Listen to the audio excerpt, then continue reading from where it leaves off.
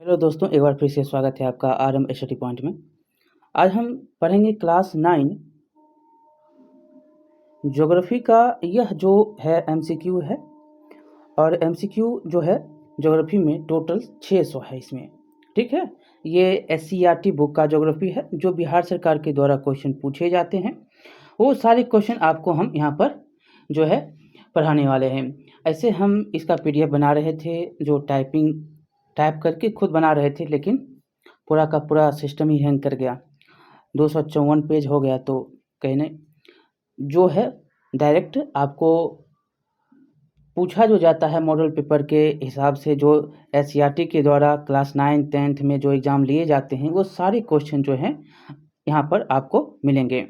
ठीक है, तो चलिए, बहुत ही इम्पोर्टेंट क्वेश्चन यहाँ पर होने वाले हैं। जो आप बुक में पढ़ते हैं एससीईआरटी बुक में, वो सारे क्वेश्चन जो है यहाँ पर है। ठीक है, तो चलिए देखते हैं, एक एक क्वेश्चन को यहाँ पर देखते हैं। टोटल 600 क्वेश्चन है और एक पार्ट में इसको हम समाप्त कर देंगे। और यहाँ पर उत्तर भी बगल में ही है, इसमें कोई दिक्कत नहीं होगा कि अगर ये पीडीएफ भी आपको मिलेगा।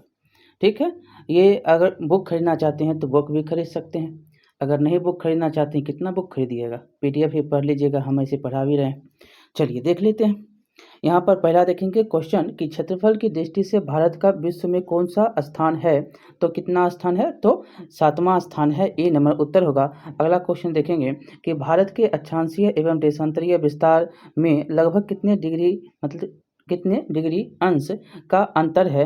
तो ये कितना है, तो 30 डिग्री अंश का अंतर है। अगला देखेंगे यहाँ पर कि भारत की मानक माध्याह्न रेखा का मान कितना है, तो 82.5 डिग्री है, सी नंबर उत्तर। अगला क्वेश्चन है, भारत की स्थलीय सीमा रेखा तटीय सीमा रेखा से बड़ी है लगभग कितना, तो ये है दुगुनी। अगला क्वेश्चन देखेंगे यहाँ पर, भारत एवं चीन के बीच सीमा रेखा का नाम क्या है, तो मैकमोहन लाइन है। अगला क्वेश्चन है कि कर्क रेखा किस राज्य से होकर नहीं गुजरती है, तो किस राज्य से, तो महाराष्ट्र से गुजरात, मध्य प्रदेश और छत्तीसगढ़ से होकर गुजरती है।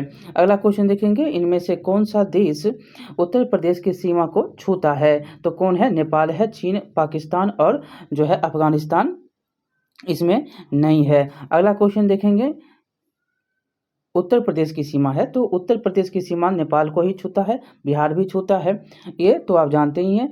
उत्तर प्रदेश छुएगा, अफगानिस्तान को नहीं छूता है। तो अगला क्वेश्चन देखेंगे, यहाँ पर चीन को भी उत्तर प्रदेश नहीं छूता है। 8वां नंबर क्वेश्चन है कि वह कौन सा स्थान है अगर छूता, अगर जो उत्तरांचल कहिए या आप उत्तराखंड कहिए, अगर वो अलग नहीं होता तब। यहाँ पर देखेंगे 8वां नंबर कि वह कौन सा स्थान है जो 3 समुद्रों के मिलन स्थल पर स्थित है, वो कौन सा है, तो ये कन्याकुमारी, डी नंबर उत्तर होगा। अगला क्वेश्चन कि भारत के मुख्य भाग को सही अक्षांशीय विस्तार निम्न में से कौन सा, तो 8 डिग्री 4 मिनट से 37 डिग्री 6 मिनट, 8 डिग्री नीचे से ऊपर 37। अगर उत्तर वाला गया तो उत्तर ये हो जाएगा, और ये जो है आपका दक्षिण पॉइंट है, इंदिरा पॉइंट। अगला देखेंगे यहाँ पर 10वां नंबर क्वेश्चन कि भारत के मुख्य भाग का सही देशांतरीय विस्तार क्या है। देशांतरीय विस्तार पूछ रहा है अब, तो देशांतरीय विस्तार ऐसे होता है, यहाँ से यहाँ तक, तो 68 डिग्री 7 मिनट से 97 डिग्री 25 मिनट पूर्व की ओर। अगला क्वेश्चन देखेंगे, भारत की मुख्य भूमि का पूर्व पश्चिम विस्तार कितना है, पूर्व से पश्चिम, तो 2933 किलोमीटर। अगला क्वेश्चन कि भारत की मुख्य भूमि की उत्तर से दक्षिण की कितना है, तो 3214 किलोमीटर। अगला क्वेश्चन देखेंगे यहाँ पर कि निम्न कौन सी रेखा भारत को उत्तर दक्षिण 2 भागों में बांटती है, तो ये क्या है, कर्क रेखा है, ऐसे करके ऊपर नीचे। अगला देखेंगे यहाँ पर 8 जो है राज्यों से होकर गुजरती है कर्क रेखा, आपको पता ही है। यहाँ पर देखेंगे 14 नंबर क्वेश्चन है कि अंडमान और निकोबार द्वीप समूह के निकटतम देश कौन सा, तो इंडोनेशिया है। अगला क्वेश्चन है कि निम्नलिखित में से कर्क रेखा किस राज्य से नहीं गुजरती है, तो त्रिपुरा से गुजरता है, झारखंड से गुजरता है, गुजरात से गुजरता है, उड़ीसा क्या है, थोड़ा नीचे पड़ता है, इसलिए इससे गुजरता नहीं है। अगला देखेंगे यहाँ पर भारत का जो है सबसे पूर्वी देशांतर कौन सा है। अगर पूर्वी सबसे पूर्व का देशांतर पूछेगा तब क्या हो जाएगा, ये आपका 97 डिग्री 25 मिनट इधर वाला, जो पूरा वाला भाग है, इधर है गुजरात का, इधर है अरुणाचल प्रदेश का। इधर अगर जाएंगे तो उत्तर में आपको क्या है, जम्मू कश्मीर लद्दाख है। इधर आपको क्या है, कन्याकुमारी, लक्षद्वीप, नीचे 8 जो है डिग्री 6 मिनट वाला जो क्या है, इंदिरा पॉइंट है, और ऊपर में क्या है, इंदिरा कॉल है। अगला यहाँ पर देखेंगे क्वेश्चन नंबर 17 नंबर होगा क्वेश्चन कि ग्रीष्मावकाश से आप यदि कावारती जाना चाहते हैं तो किस केंद्र शासित प्रदेश में जाएंगे? तो ये कहाँ जाएंगे, तो लक्षद्वीप में जाएंगे, कावारती। और ये अगला क्वेश्चन है कि राजधानी है। अगला है कि उत्तर प्रदेश, बिहार, उत्तरांचल, सिक्किम और पश्चिम बंगाल की सीमा किस देश को छूती है? देखिए, उत्तर प्रदेश, उत्तरांचल मतलब उत्तराखंड, सिक्किम और पश्चिम बंगाल किसको छुएगा, तो नेपाल को छूता है। बी नंबर उत्तर हो जाएगा। अगला देखेंगे कि भारत और पाकिस्तान के बीच की अंतर्राष्ट्रीय सीमा रेखा क्या है, तो रेड क्लिफ रेखा है। मैकमोहन कहाँ की, तो चीन की। और डुरंड रेखा अफगानिस्तान और पाकिस्तान का। अगला क्वेश्चन देखेंगे, यहाँ पर अगला क्वेश्चन है कि कर्क रेखा निम्न में से किस राज्य से होकर नहीं गुजरती है?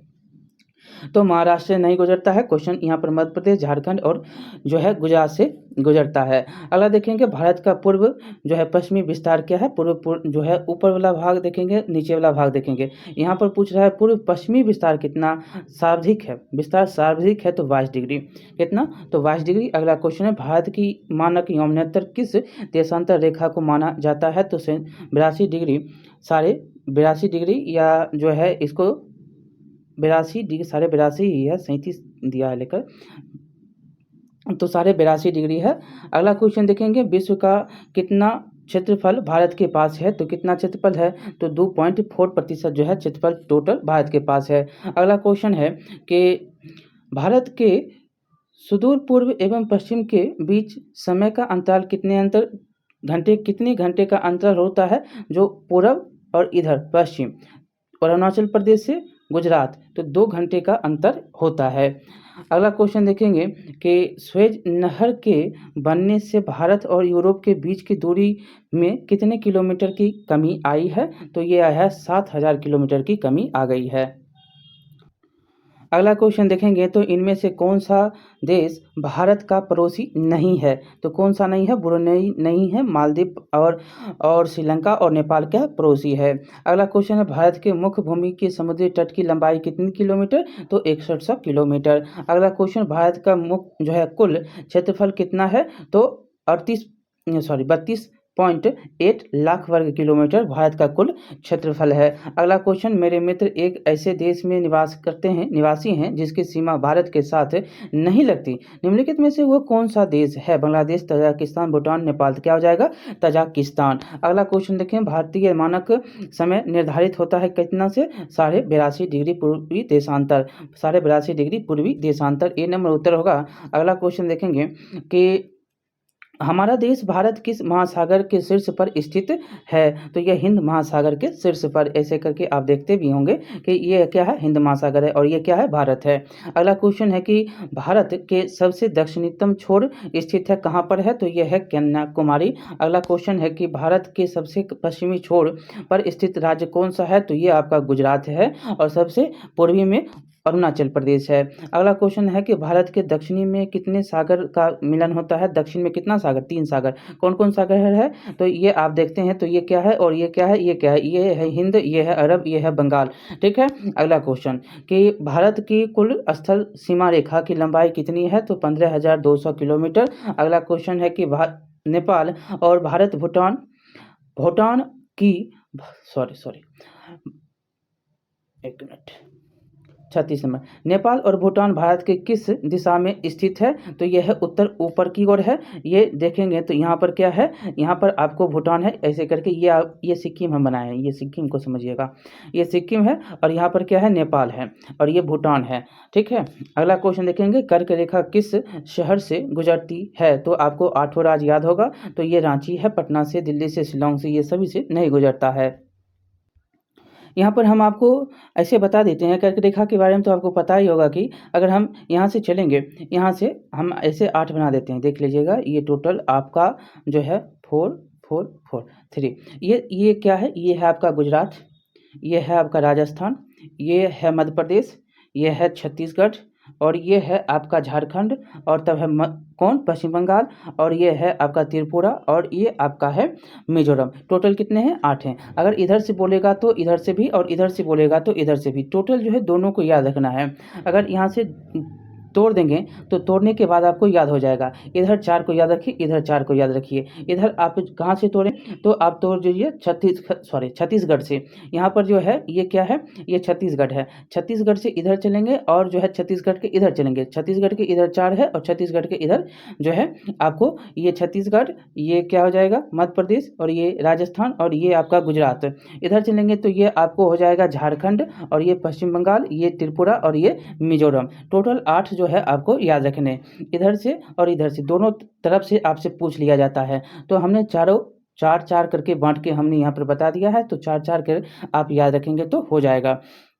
ठीक है, अगला क्वेश्चन देखेंगे कि कौन देश सार्क का सदस्य नहीं है? देखिए 8 टोटल देश है, इसमें सार्क का सदस्य कौन सा नहीं है? तो यह है चीन, ये भारत, मालदीव, भूटान, बांग्लादेश, ये सारे के सारे क्या हैं? सार्क के सदस्य हैं। अगला देखेंगे यहाँ पर कि धनुषकोटी तथा श्रीलंका के तट के बीच कितने किलोमीटर की दूरी है? तो ये है 24 किलोमीटर की दूरी। अगला क्वेश्चन, एरमस ब्रिज भारत तथा किस देश के बीच स्थित है? तो यह है श्रीलंका के बीच। और जम्मू कश्मीर के उत्तर पूर्व में कौन सा पठार स्थित है? तो ये कौन सा पठार है? तो ये तिब्बत का पठार है। इतने सारे पॉइंट इसमें 41 क्वेश्चन पहला अध्याय का। अब दूसरा अध्याय देखेंगे। दूसरा अध्याय में भी आपको बहुत सारे क्वेश्चन, बहुत बार पूछा गया क्वेश्चन आपको मिलेगा। अब देखेंगे दूसरा नंबर जो है अध्याय आपका है इसमें कि भौतिक स्वरूप, संरचना एवं उच्चावच। पहला क्वेश्चन है हिमाद्री की औसत ऊंचाई कितनी है? तो ये 6100 मीटर है। अगला क्वेश्चन है लद्दाख पठार की ऊंचाई कितनी है? तो 4 किलोमीटर है। अगला क्वेश्चन है गार्डविन ऑस्टिन किस पर्वत श्रेणी में स्थित है? तो ये काराकोरम में है। गार्डविन ऑस्टिन आपके बार बार क्वेश्चन ये पूछा गया क्वेश्चन है कि उत्तर पूर्वी राज्यों में स्थित हिमालय को किस नाम से जाना जाता है? तो ये पूर्वांचल के नाम से जाने जाते हैं। अगला क्वेश्चन है कि भारतीय हिमालय की सर्वोच्च चोटी कौन सी है? तो ये कंचनजंगा है, K2 के नाम से भी जानते हैं। अगला क्वेश्चन देखेंगे यहाँ पर कि नीलगिरी जो है किसका अंग है? तो यह है पश्चिमी घाट का। अगला क्वेश्चन है कश्मीर घाटी किसके बीच स्थित है? तो यह है आपको जास्कर एवं पीर पंजार। बहुत बार क्वेश्चन पूछा है ये क्वेश्चन भी आई है। कोई भी एग्जाम में ये क्वेश्चन जो है बहुत बार पूछा गया है। अगला है लक्षद्वीप कहाँ पर स्थित है? ये तो आप जानते हैं कि अरब सागर में लक्षद्वीप। अगला क्वेश्चन, श्रीलंका और भारत के बीच कौन सा द्वीप स्थित है? तो यह है रामेश्वरम। अगला देखेंगे रामेश्वरम है। अंडमान निकोबार द्वीप समूह में कितने द्वीप स्थित हैं? तो टोटल हैं 223। अगला है लक्षद्वीप समूह में कितने द्वीप आबाद हैं? तो ये हैं 10 द्वीप। अगला क्वेश्चन है कि किस पर्वत को सह्याद्री कहा जाता है? ये भी क्वेश्चन बहुत बार पूछा है। कौन है? पश्चिमी घाट को। अगला क्वेश्चन, निम्नलिखित में से कौन सी चोटी भारत के में स्थित नहीं है? तो माउंट एवरेस्ट कहाँ है? तो नेपाल में है। कामेट, नंदा देवी और K2 कहाँ है? भारत में है। अगला है कि बिहार के उत्तर पश्चिम किनारे पर हिमालय की कौन सी श्रेणी है? तो यह है शिवालिक श्रेणी। अगला क्वेश्चन है कि हिमालय के निर्माण में कौन सा सिद्धांत सर्वमान्य है? तो यह है आपका प्लेट विवर्तनिक सिद्धांत। अगला क्वेश्चन है सेंट्रल चोटी की ऊंचाई कितना है? तो 737 मीटर है। अगला है कि भारत का सबसे प्राचीन भूखंड कौन सा है? प्रायद्वीपीय पठार है। यह भी क्वेश्चन बहुत बार पूछा है। अगला क्वेश्चन है कि निम्न हिमालय के ढालों पर पाए जाने वाले घास के मैदान को कश्मीर में क्या कहा जाता है? तो मर्ग कहा जाता है। अगला क्वेश्चन, निम्नलिखित में से कौन सा दर्रा सिक्किम राज्य में है? तो यह है नाथुला दर्रा, सिक्किम में है नाथुला। अगला है कि निम्नलिखित में से कौन सा भूखंड थेथिस नामक सागर के उत्तर में स्थित है? यह है कौन सा था? तो लॉरेंसिया। अगला क्वेश्चन देखेंगे यहाँ पर कि हिमालय की सबसे बाहरी श्रृंखला को निम्नलिखित में से क्या कहा जाता है? तो इसको शिवालिक कहा जाता है। अगला क्वेश्चन देखेंगे कि निम्नलिखित में से संसार का संसार का सर्वोच्च शिखर कौन सा है? तो ये माउंट एवरेस्ट है। अगला क्वेश्चन है सतलज तथा काली नदी के बीच स्थित हिमालय पर्वत श्रेणी को किस नाम से जाना जाता है? तो ये कुमाऊं हिमालय के नाम से। अगला क्वेश्चन है, भारत का प्रायद्वीपीय पठारी भाग निम्नलिखित में से किसका हिस्सा रहा है? तो ये गौरमाना भूमिका रहा है। अगला क्वेश्चन है कि अल्पाइन संरचना का निर्माण किस किस प्रकार के चट्टान से हुआ है? तो ये हो जाएगा आपका परतदार से। अगला क्वेश्चन, दक्षिणी पठार पर किस प्रकार के चट्टान पाए जाते हैं? तो ये रूपांतरित रवादार पर चट्टान है। अगला क्वेश्चन है, मध्यवर्ती मैदानी भाग की अधिकतम ऊंचाई क्या है? तो ये 1250 मीटर उत्तर हो जाएगा। अगला क्वेश्चन है कि हिमालय की लंबाई कितनी है? तो ये 2500 किलोमीटर है। अगला क्वेश्चन, एवरेस्ट की ऊंचाई कितना है? 8848 मीटर है। अगला क्वेश्चन है कि हिमालय जो है, एक मिनट, हिमालय को और किस नाम से जाना जाता है? तो यह है मध्य हिमालय के नाम से जाना जाता है। अगला क्वेश्चन है, दक्षिण भारत की सर्वोच्च चोटी का नाम क्या है? तो अन्नामुदी है। अगला क्वेश्चन, नीलगिरी की सबसे ऊंची चोटी कौन सी है? तो यह है दोदा वेटा। अगला क्वेश्चन, गुजरात से गोवा तक का तटीय मैदान क्या कहलाता है? तो कोंकण तट कहलाता है। अगला क्वेश्चन, बिहार में हिमालय की सबसे कौन श्रेणी पाई जाती है? तो ये पाया जाता है शिवालिक श्रेणी। ये भी क्वेश्चन बहुत बार पूछा है। अगला क्वेश्चन यहाँ पर देखेंगे तो भारत के क्षेत्रफल में पठारी क्षेत्र का हिस्सा कितना प्रतिशत? तो 28%। और यहाँ पर अगला क्वेश्चन है कि राजनीतिक दृष्टि से भारत के उत्तरी मैदान का विस्तार निम्नलिखित में से किन राज्यों पर है?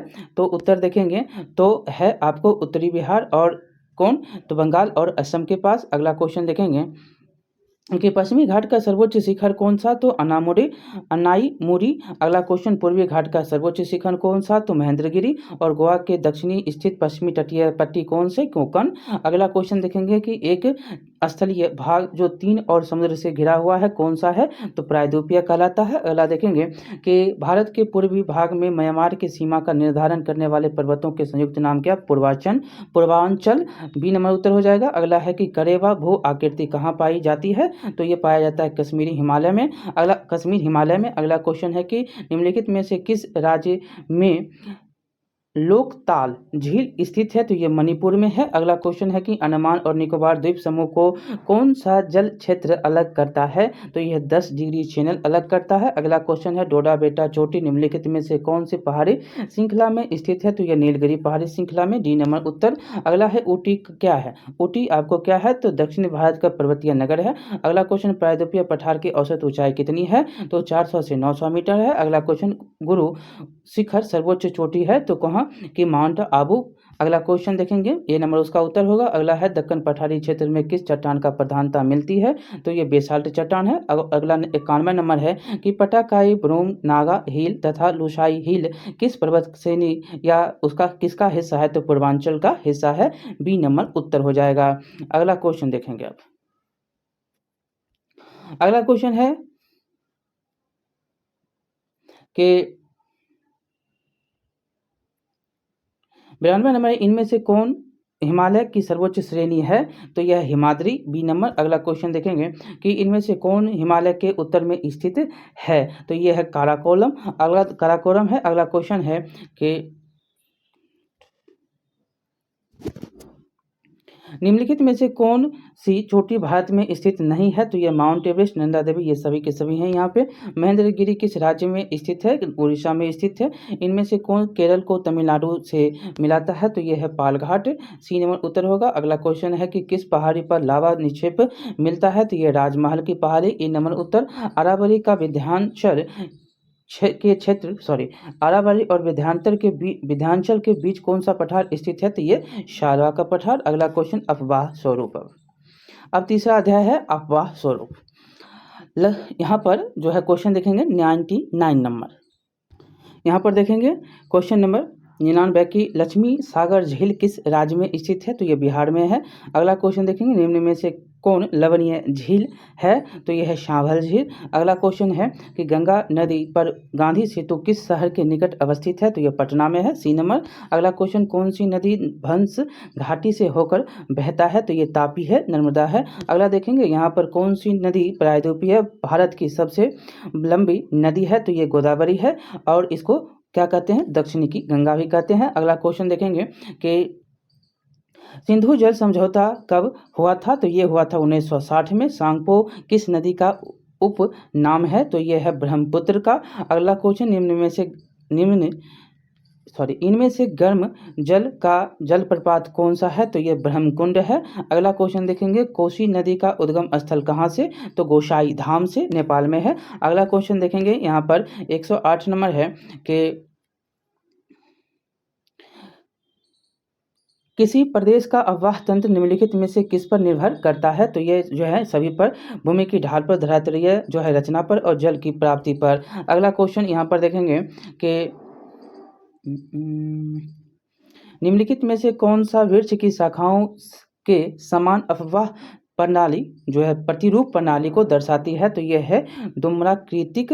अगला देखेंगे, लोनार झील भारत के किस राज्य में स्थित है? तो यह महाराष्ट्र में है। अगला है, बुलर झील निम्नलिखित में से किस राज्य में स्थित है? तो जम्मू कश्मीर में है।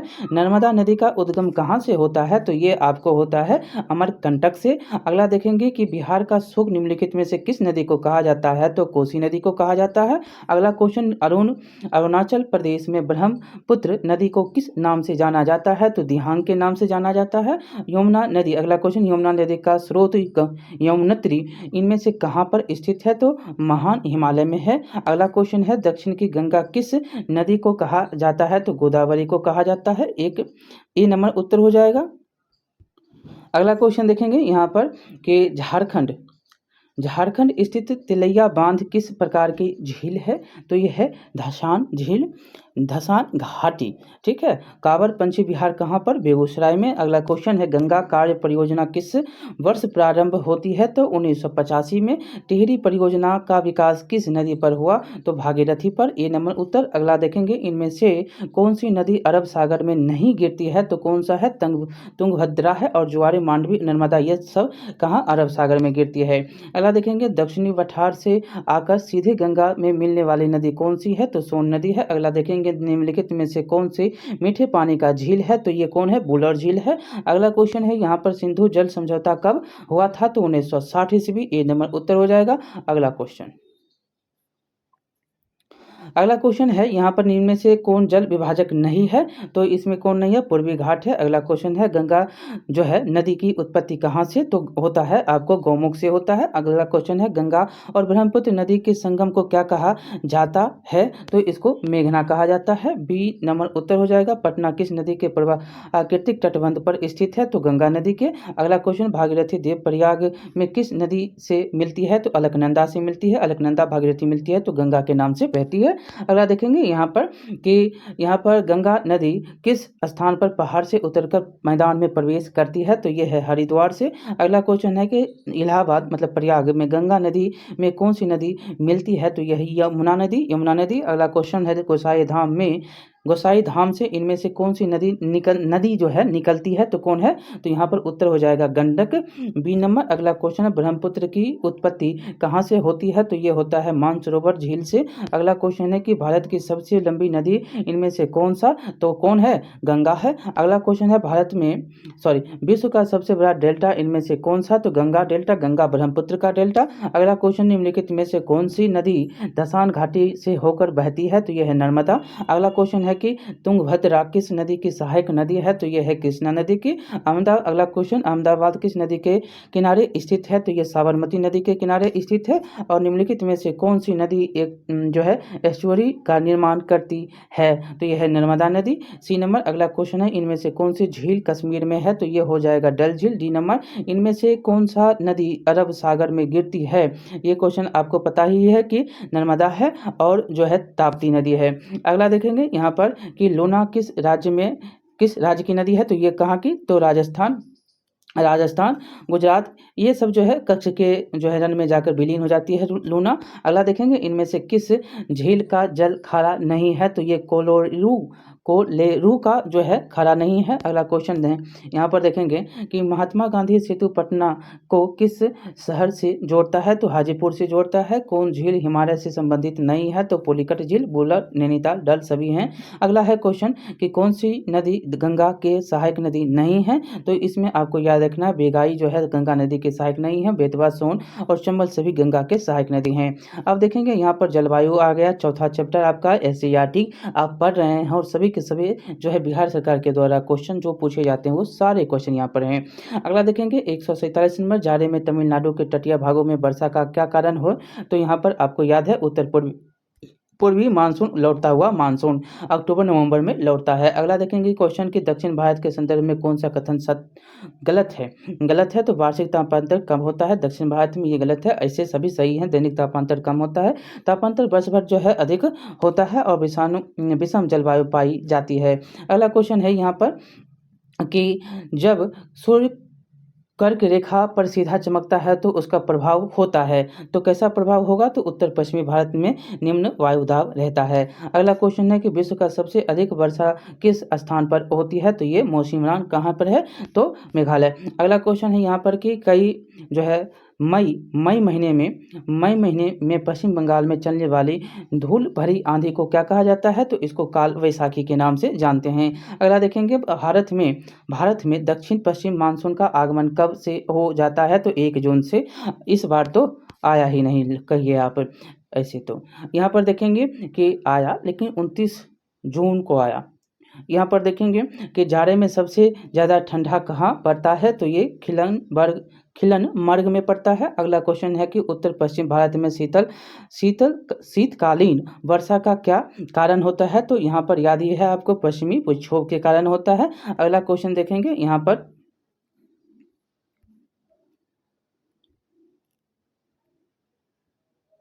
कि 155 नंबर है, ग्रीष्म ऋतु का कौन स्थानीय तूफान है जो कहवा की खेती के लिए उपयोगी होता है? तो ये आम्र वर्षा है। अगला क्वेश्चन मौसिनराम में वर्षा का औसत कितना है? तो 1392 सेंटीमीटर है। अगला क्वेश्चन शिलोंग में औसत वर्षा कितनी होती है? तो 230 सेंटीमीटर। भारत में वार्षिक जो है वर्षा का औसत कितना है? तो 118 सेंटीमीटर। अगला क्वेश्चन शरद ऋतु अथवा लौटते मानसून के समय भारत के किस क्षेत्र में वायुदाब बढ़ने लगता है? तो उत्तर पश्चिम क्षेत्रों में। अगला क्वेश्चन मंगलोर में वर्षा का औसत कितना? तो 300 सेंटीमीटर। चेरापूंजी और मौसिनराम किस राज्य में स्थित है? तो मेघालय में है, C नंबर। अगला क्वेश्चन है भारत के किस भाग में मानसून की पहुंच जो है नहीं हो पाती है? तो यह है उत्तर पश्चिम में। अगला क्वेश्चन है कि किस महीने में मानसून सारे देश में फैल जाता है? तो ये जुलाई के महीने में। अगला क्वेश्चन देखेंगे कि मानसून की अरब सागरीय शाखा के मार्ग में कौन पर्वत अवरोधक के काम में आता है? तो ये पश्चिमी घाट है। अगला देखेंगे काम करता है तो पश्चिमी घाट। द्रास में न्यूनतम तापमान कितना पहुँच जाता है? तो -45 डिग्री। अगला देखेंगे कि ग्रीष्म ऋतु में भारत के उत्तरी मैदान में बहने वाले पवन निम्नलिखित में से क्या कहा जाता है? तो लू कहा जाता है। मानसून शब्द अरबी भाषा के किस शब्द से बना है? तो ये मौसम शब्द से बना है। बहुत बार क्वेश्चन पूछा है ये। अगला क्वेश्चन है निम्नलिखित प्रदेशों में कहाँ जो है आम्रवृष्टि होती है? तो ये होता है केरल और कर्नाटक के क्षेत्रों में आम के लिए अच्छा होता है। अगला देखेंगे 168 हो गया, 169 देखिए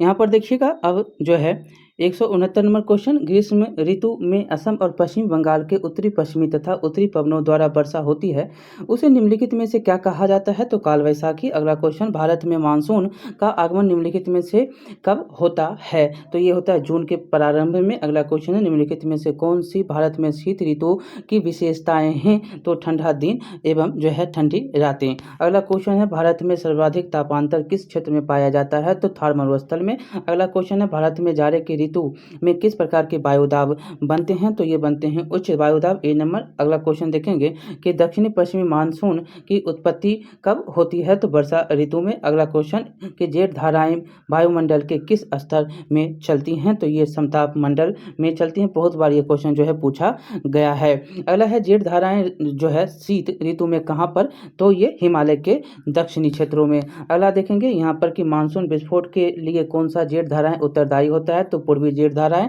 D नंबर उत्तर होगा। अगला है मानसून शब्द किस भाषा के शब्द से बना है तो अरबी बी नंबर। अगला देखेंगे क्वेश्चन नंबर, भारत में किस प्रकार की वर्षा हुआ करती है तो यह है आपको पर्वतीय और चक्रवातीय वर्षा होती है। बिपरजॉय आपको याद रखना है, बिपरजॉय जो हाल ही में आया है, बांग्लादेश नाम दिया है, क्वेश्चन पूछा जा सकता है। अगला 180 है कि भारत में शीत ऋतु जो है का समय कौन सा है तो मध्य नवंबर से मध्य मार्च। यहाँ पर देखिएगा अगला क्वेश्चन है कि शीतकालीन वर्षा से किस फसल को लाभ पहुंचता है तो किसको पहुंचेगा, शीतकालीन से रबी को। खरीफ का माह कब से कब है और जायद का कब से कब है, आपको पता ही है कि खरीफ जो है अभी चल रहा है, जो जून से लेकर कब तक, अक्टूबर तक चलता है, और जो जायद होता है वो मार्च से लेकर कब से तक, कब तक, मार्च से लेकर जून तक, और रबी जो चलता है नवंबर अक्टूबर, कहिए नवंबर अक्टूबर से लेकर मार्च तक। मार्च अप्रैल तक गेहूं जो है अप्रैल में कट जाता है। यहाँ पर देखेंगे, यहाँ पर 182 है, ग्रीष्म काल में सबसे अधिक तापमान किस स्थान में रिकॉर्ड किया जाता है तो ये गंगानगर में। बी नंबर उत्तर हो जाएगा गंगानगर। अगला देखेंगे, अगला क्वेश्चन है मानसून जो है, मानसून पूर्व वर्षा से तमिलनाडु में किस फसल को लाभ पहुंचता है तो कहवा को। अगला कहवा फसल को, बी नंबर उत्तर हो जाएगा। अगला क्वेश्चन, जून से सितंबर के बीच भारत में कौन सी ऋतु रहती है तो ये वर्षा ऋतु रहती है। अगला क्वेश्चन देखेंगे, जाड़े में किस दिशा में चक्रवात आकर भारत में वर्षा करता है तो ये उत्तर पश्चिम दिशा से। अगला क्वेश्चन देखेंगे कि सबसे अधिक वर्षा कहाँ होती है तो ये चेरापूंजी मौसिनराम में होता है। ऐसे तो यहाँ पर उत्तर हो जाएगा मौसिनराम, चेनापूंजी था लेकिन अब नहीं है, ये मौसिनराम हो जाएगा। अगला देखेंगे यहाँ पर कि भारत में उष्णकटिबंधीय चक्रवात प्रायः कहाँ आते हैं तो ये उड़ीसा में। अगला क्वेश्चन, इनमें से कौन अल्प वर्षा का क्षेत्र है तो यह है आपको लेह, ए नंबर। अगला देखेंगे, तमिलनाडु में जाड़े में वर्षा कराने का श्रेय किसे है तो यह उत्तर पूर्वी मानसून को, जो है अक्टूबर नवंबर में आता है वर्षा। अगला देखेंगे यहाँ पर कि पश्चिमी बंगाल में चलने वाले धूल भरी आंधी को क्या कहा जाता है तो काल वैसाखी कहते हैं। 2-3 बार क्वेश्चन ये आ गए हैं। अगला देखेंगे, उत्तर पश्चिमी भारत में जाड़े में वर्षा किससे होती है तो ये भी याद रखना है, भूमध्य सागरीय चक्रवात से होता है। अगला क्वेश्चन यहाँ पर है कि ग्रीष्म काल में उत्तरी मैदान में चलने वाली धूल भरी वर्षा जो गर्म हवा है को क्या कहा जाता है तो इसको लू कहते हैं। और इनमें से कौन वायुमंडलीय दशाओं का तत्व नहीं है तो ये लवणता। वायुदाब, आर्द्रता और तापमान सभी के सभी हैं, ये भी क्वेश्चन बहुत बार पूछा गया है। अगला क्वेश्चन देखेंगे, बहुत ही इंपॉर्टेंट, ये सारे के सारे चैप्टर आपको यहाँ पर 600 क्वेश्चन होंगे, सुपर फास्ट क्वेश्चन हो रहा है और आपको जो है 2 घंटा में हम ये सब 600 क्वेश्चन समाप्त कर देंगे। आप सिर्फ सुनते रहिए, अगर शुरू करना है शुरू करिए, नहीं करना है तो कोई बात नहीं है। यहाँ पर जो है 2x हम खुद चल रहे हैं, ठीक है, 2x ऐसे सुनते हैं आप और 2x हम खुद हैं अभी। अब देखिएगा यहाँ पर जो है पांचवा अध्याय आपका है कि प्राकृतिक वनस्पति एवं वन्य प्राणी। 194 नंबर क्वेश्चन देखिएगा, भारत में जीव संरक्षण अधिनियम कब लागू किया गया तो 1972 में। भरतपुर पंछी विहार जो है कहाँ स्थित है तो यह राजस्थान में। भारत में कितने प्रकार की वनस्पति प्रजातियां जो है पाई जाती हैं तो ये जो है 47,000 से भी ज़्यादा पाया जाता है। 196 नंबर जो है क्वेश्चन का उत्तर हो जाएगा। अगला क्वेश्चन है कि 2001 में वनों का क्षेत्रफल भारत के क्षेत्रफल का कितना प्रतिशत तो 20.55%। ये 2001 वाली है, 11 वाली नहीं है, ठीक है। यहाँ पर देखेंगे कि अगला क्वेश्चन है कि 2003 में वनों का कुल क्षेत्रफल का कितना किलोमीटर था, 2003 वाली बात है तो 68 लाख वर्ग किलोमीटर था। ये आपको याद रखना है कि बीपीएससी है 2001 2003 सब पूछ सकता है, 2000 जनगणना 2011 को छोड़ के 2000 जो है 1 वाला 1991 वाला भी पूछ लेगा। तो यहाँ पर याद रखना है, यहाँ पर 199 देखिएगा, वह वनस्पति जो मूल रूप से भारतीय है उसे क्या कहा जाता है तो उसे देशज कहा जाता है। अगला क्वेश्चन, रबर का संबंध किस प्रकार के वनस्पति से है तो यह उष्णकटिबंधीय वर्षा वन केरल में सबसे ज़्यादा। अगला देखेंगे कि सिंकोना के वृक्ष कितनी वर्षा वाले क्षेत्र में पाए जाते हैं तो यह 100 सेंटीमीटर। अगला देखेंगे यहाँ पर कि भारत के, अगला क्वेश्चन है, भारत के कौन से जीव मंडल निश्चय विश्व के जीव मंडल नीचियों में लिए गए हैं तो ये नंदा देवी, डी नंबर उत्तर हो जाएगा। अगला क्वेश्चन, सिमलीपाल जीव मंडल नीचे आरक्षित क्षेत्र जो है किस राज्य में स्थित है तो ये उड़ीसा में है। अगला क्वेश्चन, निम्नलिखित में भारत का राष्ट्रीय पंछी कौन है तो ये कौन है तो मोर है, और याद रखना है लोकसभा मोर। अगला यहाँ पर देखेंगे कि 205 याद रखना है कि निम्नलिखित में से पशु राष्ट्रीय पशु कौन सा, तो बाघ ए नंबर। अगला क्वेश्चन है पंचवटी जीव मंडल संरक्षण क्षेत्र का किस राज्य में है, तो ये मध्य प्रदेश डी नंबर। अगला क्वेश्चन निम्नलिखित में से कौन जीव मंडल संरक्षण किस संरक्षण क्षेत्र तीन राज्यों से संबंधित है, यह है नीलगिरी ए नंबर उत्तर। अगला है भारत का पहला जीव आरक्षण क्षेत्र कौन सा, तो नीलगिरी। अगला क्वेश्चन देखेंगे कि भारत में कौन जो है कितने प्रकार के वन्य प्राणी प्रजातियां पाई जाती हैं, तो 89,000 ए नंबर उत्तर। अगला क्वेश्चन है कि भारत में किस वर्ष पहला वन महोत्सव बनाया गया, तो ये बनाया गया 1952 में। अगला क्वेश्चन निम्नलिखित में से किस स्थान पर वाणी की शिक्षा नहीं दी जा रही है, तो ये पटना जो है बी नंबर। अगला क्वेश्चन देखेंगे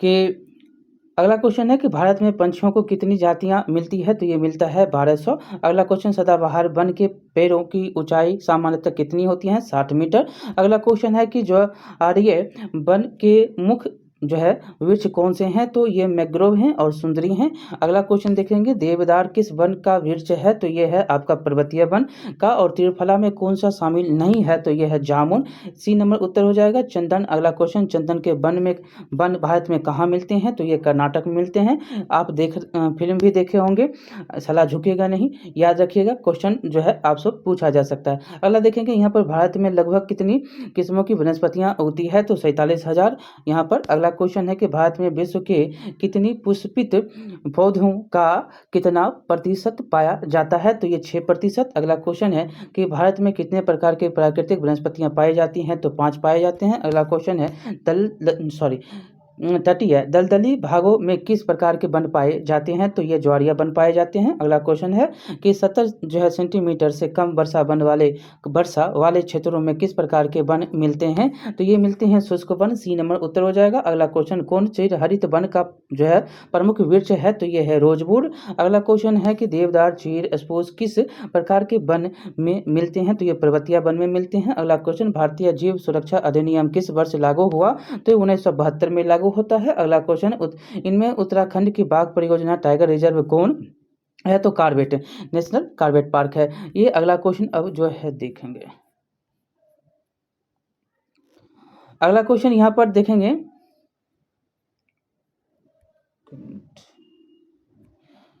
अगला है कि भारत में कुल कितने राष्ट्रीय उद्यान हैं, यहाँ पर जो है 89 है, लेकिन 101 से प्लस हो गया है। ये याद रखना है, जो किताब में है उस हिसाब से है, लेकिन अभी जो है तत्काल उसको याद रखना है आपको।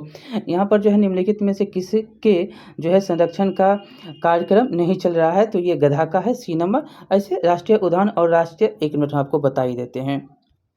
अभी जो है राष्ट्रीय उद्यान आपको टोटल 106 हो गया, टोटल 106 हो गया है। और नवीनतम जो है आपको है देही पटकाई नेशनल पार्क और रायमोना नेशनल पार्क भारत का नवीनतम राष्ट्रीय उद्यान है, ठीक है। अगला देखेंगे, ये दोनों जो है असम में है। हम यहाँ पर आपको सही यहाँ पर जो है बता दिए हैं, जो किताब में दिया गया है उसी का यहाँ पर क्वेश्चन के रूप में है। किताब में जो है 89 दिया गया है। अगर आप न्यू जो है, ये सब करेंट वाली बात होती है, करेंट में अब जोड़कर आप पढ़ेंगे। तो यहाँ पर हमने आपको बता ही दिया करेंट में कितना है, तो 106 है टोटल, और 2 जो है अभी हुआ है वो कहाँ है, असम में है। अगला देखेंगे यहाँ पर 228 तो हमने कर लिया। निम्नलिखित में से किसके संरक्षण का कार्यक्रम नहीं चल रहा है, तो गधा के संरक्षण का। अगला देखेंगे भारत में कुल कितने जीव मंडल संरक्षण क्षेत्र हैं, ये भी जो है आपको याद रखने, ये भी बदलते हैं, ये भी बदले हुए हैं। देखिए यहाँ पर जो है 14 लिखा गया है, लेकिन अभी टोटल 18 है, ठीक है। यहाँ पर 2 जो है करेक्ट कर लीजिएगा, जो करेंट के हिसाब से होता है। अगला देखेंगे यहाँ पर कि पतझड़ मानसून वन का जो है सर्व प्रमुख पेड़ का कौन सा है, तो ये सखुआ है। अगला क्वेश्चन बाघ परियोजना क्या है, तो ये बाघ के संरक्षण की योजना, बी नंबर उत्तर हो जाएगा। इनमें से देखेंगे अगला क्वेश्चन, इनमें से उत्तराखंड की बाघ परियोजना कौन सी, तो यह है कार्बेट जो है कार्बेट पार्क जो है उत्तराखंड का नेशनल कार्बेट पार्क। अगला देखेंगे यहाँ पर अगला क्वेश्चन टीक पेड़ का जो है दूसरा नाम क्या है, तो ये है सागवान। अगला क्वेश्चन देखेंगे सखुआ को किस नाम से जाना जाता है, तो ये सॉल के नाम से जाने जाते हैं। अगला क्वेश्चन है वन जो है वन किस प्रकार की संपत्ति है, तो राष्ट्रीय संपत्ति, डी नंबर उत्तर होगा। अगला है भारत में वन का विस्तार क्षेत्रफल कितना है, तो यह है 663 लाख हेक्टेयर। अगला क्वेश्चन है पशु चराना किस वन के में वर्जित होता है, तो ये आरक्षित जो है वन उसमें वर्जित होते हैं। और नौक्रेक जीव आरक्षण क्षेत्र किस राज्य में है, तो यह है मेघालय में, बी नंबर। अगला है कि भारत का कौन सा भाग सबसे अधिक वनाच्छादित है, तो ये उत्तर पूर्वी भाग है, जो कौन है? अभी मणिपुर में बहुत ही क्या हो रहा है, पूरा जो है विषम परिस्थिति है मणिपुर की। उस जो है 7 सिस्टर के क्षेत्रों को उत्तर पूर्वी भाग आप बोलते हैं। अगला देखेंगे यहाँ पर कि निम्नलिखित में से किस क्षेत्र में चिरहरित वन मिलता है? तो ये मिलता है पश्चिमी घाट में। अगला क्वेश्चन, निम्नलिखित में से किस क्षेत्र में पतझड़ वन मिलते हैं? तो ये मिलता है आपको छत्तीसगढ़ के क्षेत्रों में। अगला है बाघ परियोजना क्या है? तो बाघ के संरक्षण की योजना को बाघ परियोजना। अगला क्वेश्चन 243 देखेंगे अब कि यहाँ पर जनसंख्या आ गया। अब जनसंख्या में देखेंगे, जनसंख्या से तो क्वेश्चन आपको फिक्स ही है, पूछता ही है कि भारत में सर्वाधिक जो है साक्षरता दर किस राज्य का है? तो ये केरल का सबसे ज़्यादा, सबसे कम बिहार अपना। अगला देखेंगे भारत की औसत आयु कितना? तो यहाँ पर 64.6 वर्ष। अगला क्वेश्चन 2001 की जनगणना में प्रति जो है 1000 पुरुषों पर महिलाओं के अनुपात की स्थिति कितना थी? तो 933 महिलाएं थी। ये जो है सभी के सभी आपको 2001 ही के मिलेंगे, और ये जो है आपको 2001 इसलिए मिलेगा क्योंकि 2001 ही पढ़ाया गया है किसमें?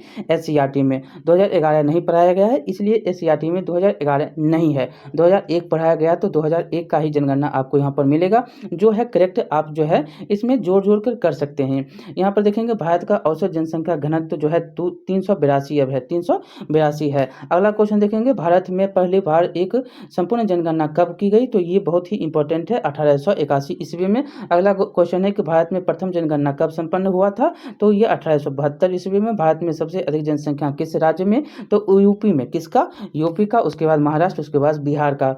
अगला है कि भारत में सबसे अधिक जनसंख्या वाला जो है बड़ा शहर कौन सा? तो ये आपका बृहद मुंबई है। अगला देखेंगे कि जनसंख्या में बच्चों का एक बहुत बड़ा अनुपात निम्नलिखित में से किसका परिणाम है? तो यह है अधिक विवाहित जोड़े। अगला क्वेश्चन है कि निम्नलिखित में से किस क्षेत्र में प्रवास आवासी की संख्या वितरण एवं संरचना में जो है परिवर्तन लाता है? तो ये आपको हो जाएगा प्रस्थान एवं आगमन दोनों क्षेत्रों में। अगला क्वेश्चन, भारत में सबसे अधिक जनसंख्या किस राज्य में मिलती है? तो उत्तर प्रदेश में। केंद्र शासित प्रदेशों में सबसे कम जनसंख्या किसका? तो लक्षद्वीप का। अगला क्वेश्चन, किसकी जनसंख्या अत्यंत विरल है? तो यह है आपका अरुणाचल प्रदेश का। अगला क्वेश्चन है 2011 में भारत में जनसंख्या का प्रति वर्ग किलोमीटर औसत घनत्व का था तो कितना था? 382। ये अभी आ गया यहाँ पर 2001 का था, तो यहाँ पर 2001 हमने आपको नहीं बताए थे, हम जो है 2011 का ही यहाँ पर बताते हैं। 2001 का देखेंगे तो ये जो है आपको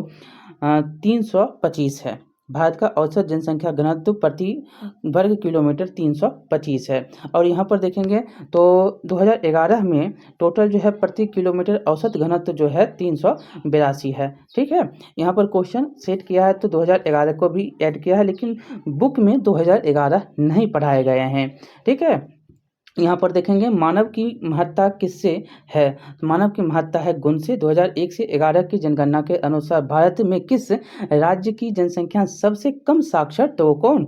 तो बिहार है। अगला देखेंगे यहाँ पर 2001 से 11 की जनगणना के अनुसार भारत के किस राज्य में लिंगानुपात सबसे कम? तो यह है हरियाणा में। अगला देखेंगे यहाँ पर निम्नलिखित में से कौन सा एक जनसंख्या वृद्धि का परिणाम दर्शाता है? तो ये कौन सा हो जाएगा? तो प्रत्येक वर्ष लोगों की संख्या में होने वाली वृद्धि को। अगला देखेंगे 2011 की जनगणना के अनुसार भारत में जनसंख्या का सबसे अधिक घनत्व कहाँ? तो बिहार में 1106। अगला देखेंगे यहाँ पर निम्नलिखित में से किसकी जनसंख्या अत्यंत विरल है? तो ये है अरुणाचल प्रदेश का। अगला क्वेश्चन है कि केंद्र शासित प्रदेशों में सबसे कम जनसंख्या किसकी? तो ये लक्षद्वीप का। भारत में आदि मानव का विकास कब हुआ? तो 4 से 5 लाख वर्ष पूर्व। अगला क्वेश्चन, भारत में निरक्षरता का प्रतिशत कितना?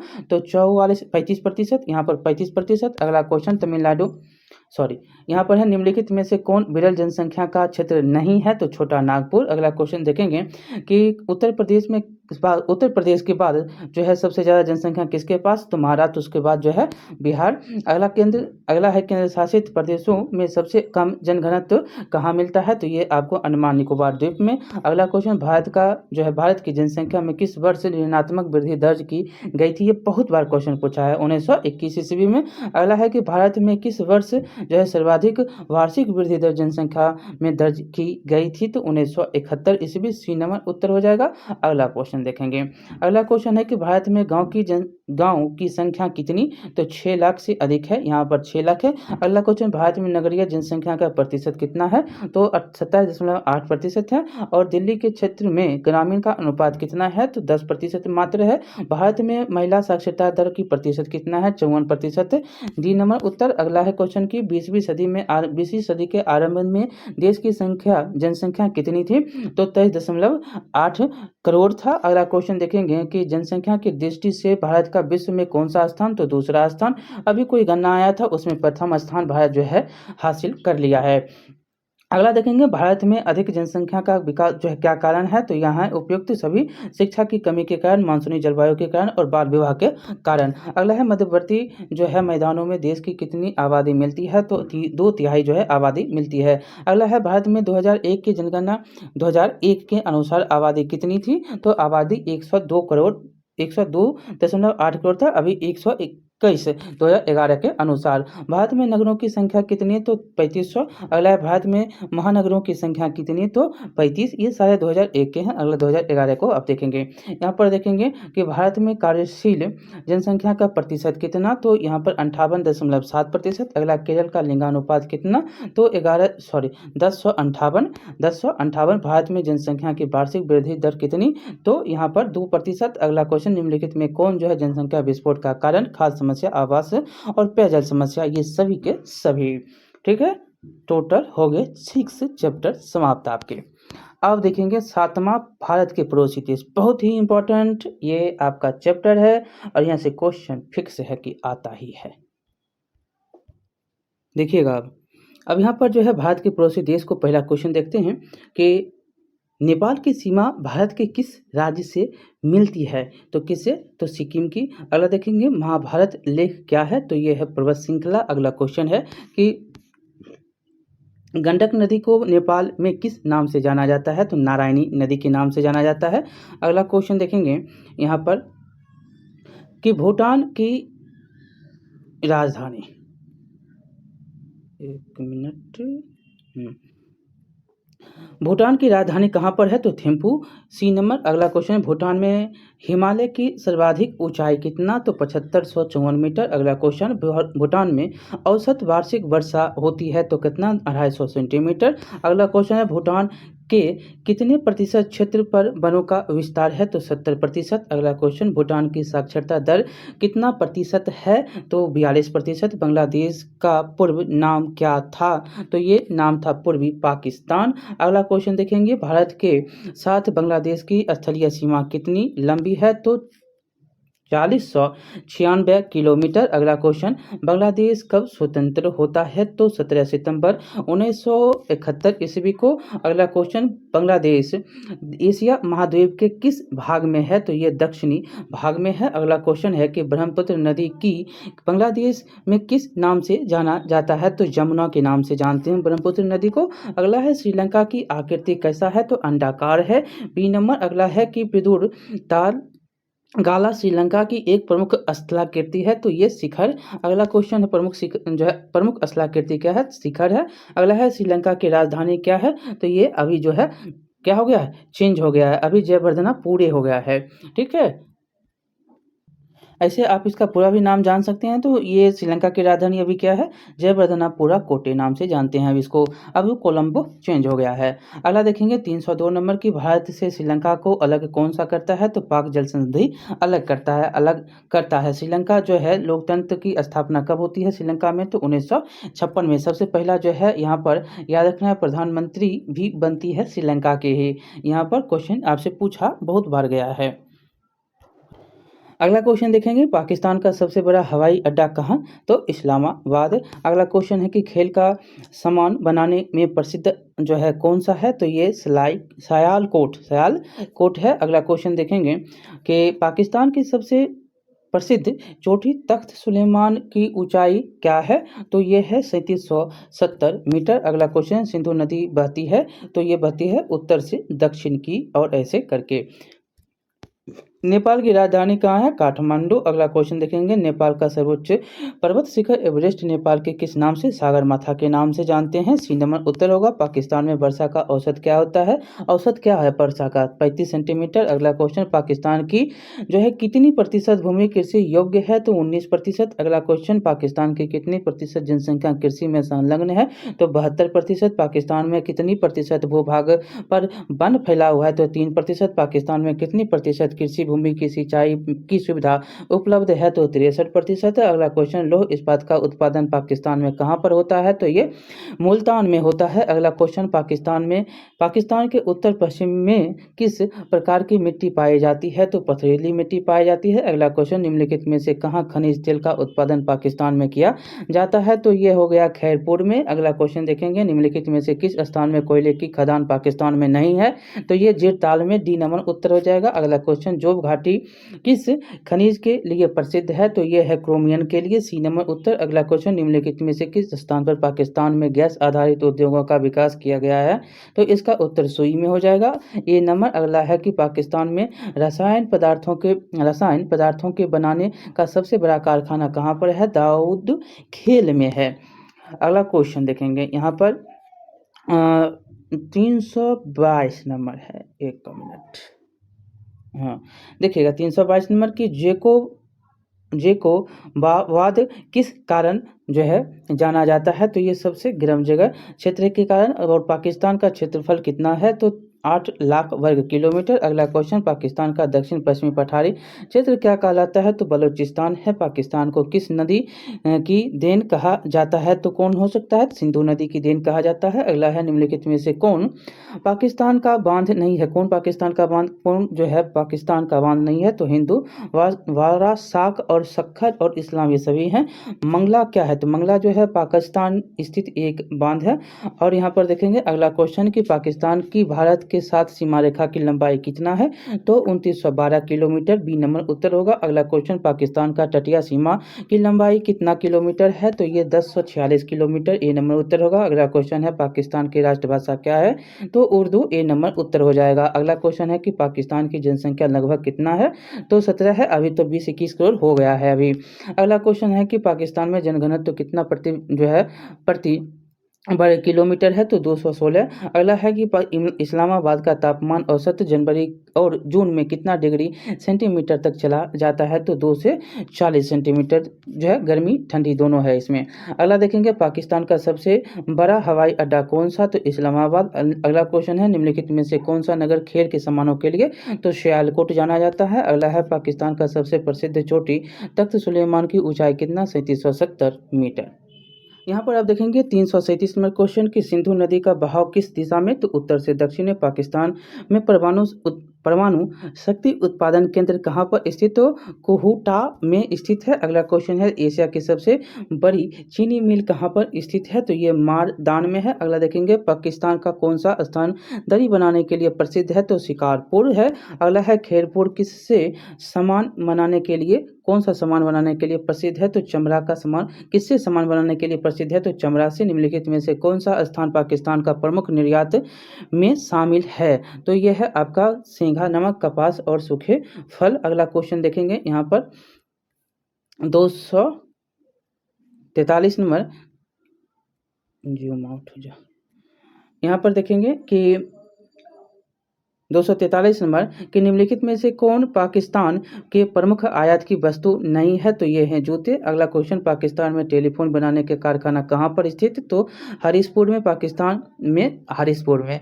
और भारत में कितने राज्यों की सीमाएं नेपाल से जुड़ी हुई है? तो 5 राज्यों की। अगला देखेंगे, नेपाल के तराई प्रदेश में औसत ऊंचाई क्या है? तो 300 मीटर। अगला क्वेश्चन है, नेपाल की कितनी ऋतुएं होती हैं? तो ये 4 ऋतु हैं। नेपाल में शरद ऋतु की जो है अवधि कौन सा है? तो सितंबर से नवंबर तक। नेपाल के वार्षिक वर्षा कितना प्रतिशत भाग ग्रीष्म ऋतु में होता है? तो 80%। काठमांडू घाटी में वार्षिक वर्षा कितना?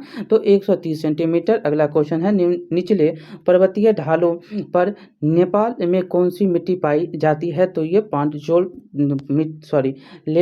लेटेराइट जो है मिट्टी पाई जाती है। सी नंबर उत्तर हो जाएगा। अगला है, नेपाल के कितने क्षेत्रफल पर वन का विस्तार है? तो ये 25 परसेंट। अगला क्वेश्चन,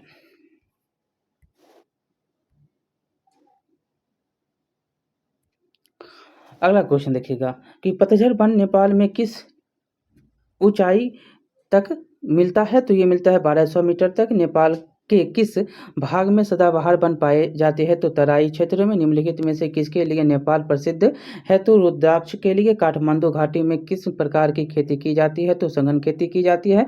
नेपाल का सबसे विकसित उद्योग जो है क्या है? तो ये है पर्यटन। अगला क्वेश्चन देखेंगे, निम्नलिखित में कौन नेपाल का राजपथ है? तो ये महेंद्र जी नमन। अगला क्वेश्चन देखेंगे, नेपाल में वायुयान का जो है कब प्रारंभ होता है? तो 1950 ईस्वी। सी नंबर। अगला क्वेश्चन है कि नेपाल का सबसे बड़ा व्यापारिक भागीदार कौन सा है? तो भारत। B number. अगला देखेंगे, अभी जो है बदल रहा है, अब चीन आगे आ रहा है। यहाँ पर देखेंगे 361 नंबर क्वेश्चन कि नेपाल की जनसंख्या लगभग कितनी है? तो 3 करोड़ है। अगला क्वेश्चन देखेंगे, नेपाल के किस भाग में सप्तकोशी नदी बहती है? तो पूर्वी भाग में। पोखरा क्या है? अगला क्वेश्चन है, पोखरा जो है एक यहाँ पर बड़ा नगर है। बी नंबर उत्तर होगा। नेपाल में राजतंत्र किस वर्ष समाप्त होता है? तो 2008 ईस्वी में राजतंत्र क्या हुआ? समाप्त हो गया, लोकतंत्र आया। यहाँ पर देखेंगे अगला क्वेश्चन, नेपाल का प्रसिद्ध खनिज कौन सा है? तो अवरक है। अगला क्वेश्चन है कि नेपाल का कितना प्रतिशत भूभाग समुद्र तल से काफी ऊंचा है? तो ये 75% भूभाग है।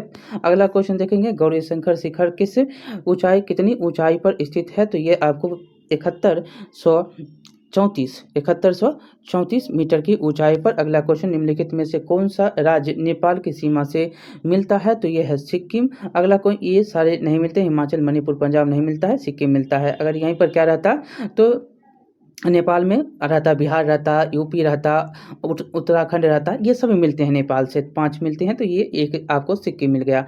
अगला है कि नेपाल में प्रसिद्ध महाभारत लेक क्या है? तो ये है पर्वत श्रृंखला। अगला क्वेश्चन, सबसे ज़्यादा क्वेश्चन यही सी में लगता है।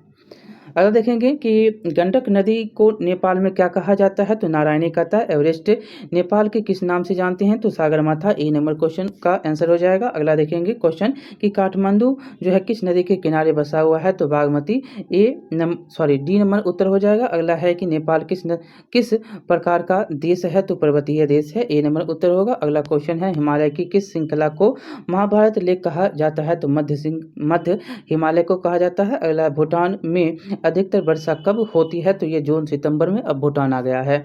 अब अगला है कि भूटान के किस भाग में झूम खेती की जाती है? तो पूर्वी भागों में। आमो, तोंग, साचू तथा मानस क्या है? तो ये है नदियां भूटान के। अगला देखेंगे, ब्रिटिश सरकार ने किस संधि द्वारा भूटान का भाग जो है लिया था? तो ये लिया था सिनचुलू की संधि। अगला क्वेश्चन है कि भूटान का अधिकतर व्यापार किस देश के साथ होता है? तो ये भारत के साथ होता है। भूटान की राजधानी थिम्पू। C number. अगला क्वेश्चन है, भूटान में थिम्पू के अतिरिक्त दूसरा हवाई अड्डा कहाँ पर? तो ये पारो में है, पारो में। अगला क्वेश्चन, भूटान में हिमालय की सबसे अधिक ऊंचाई कितनी है?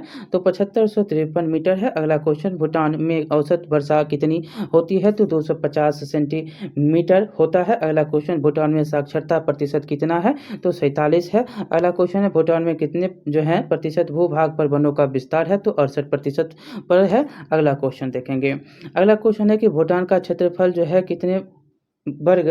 कितना वर्ग किलोमीटर है? तो 47,000 वर्ग किलोमीटर। अगला क्वेश्चन, भूटान की सबसे ऊंची चोटी कौन सी?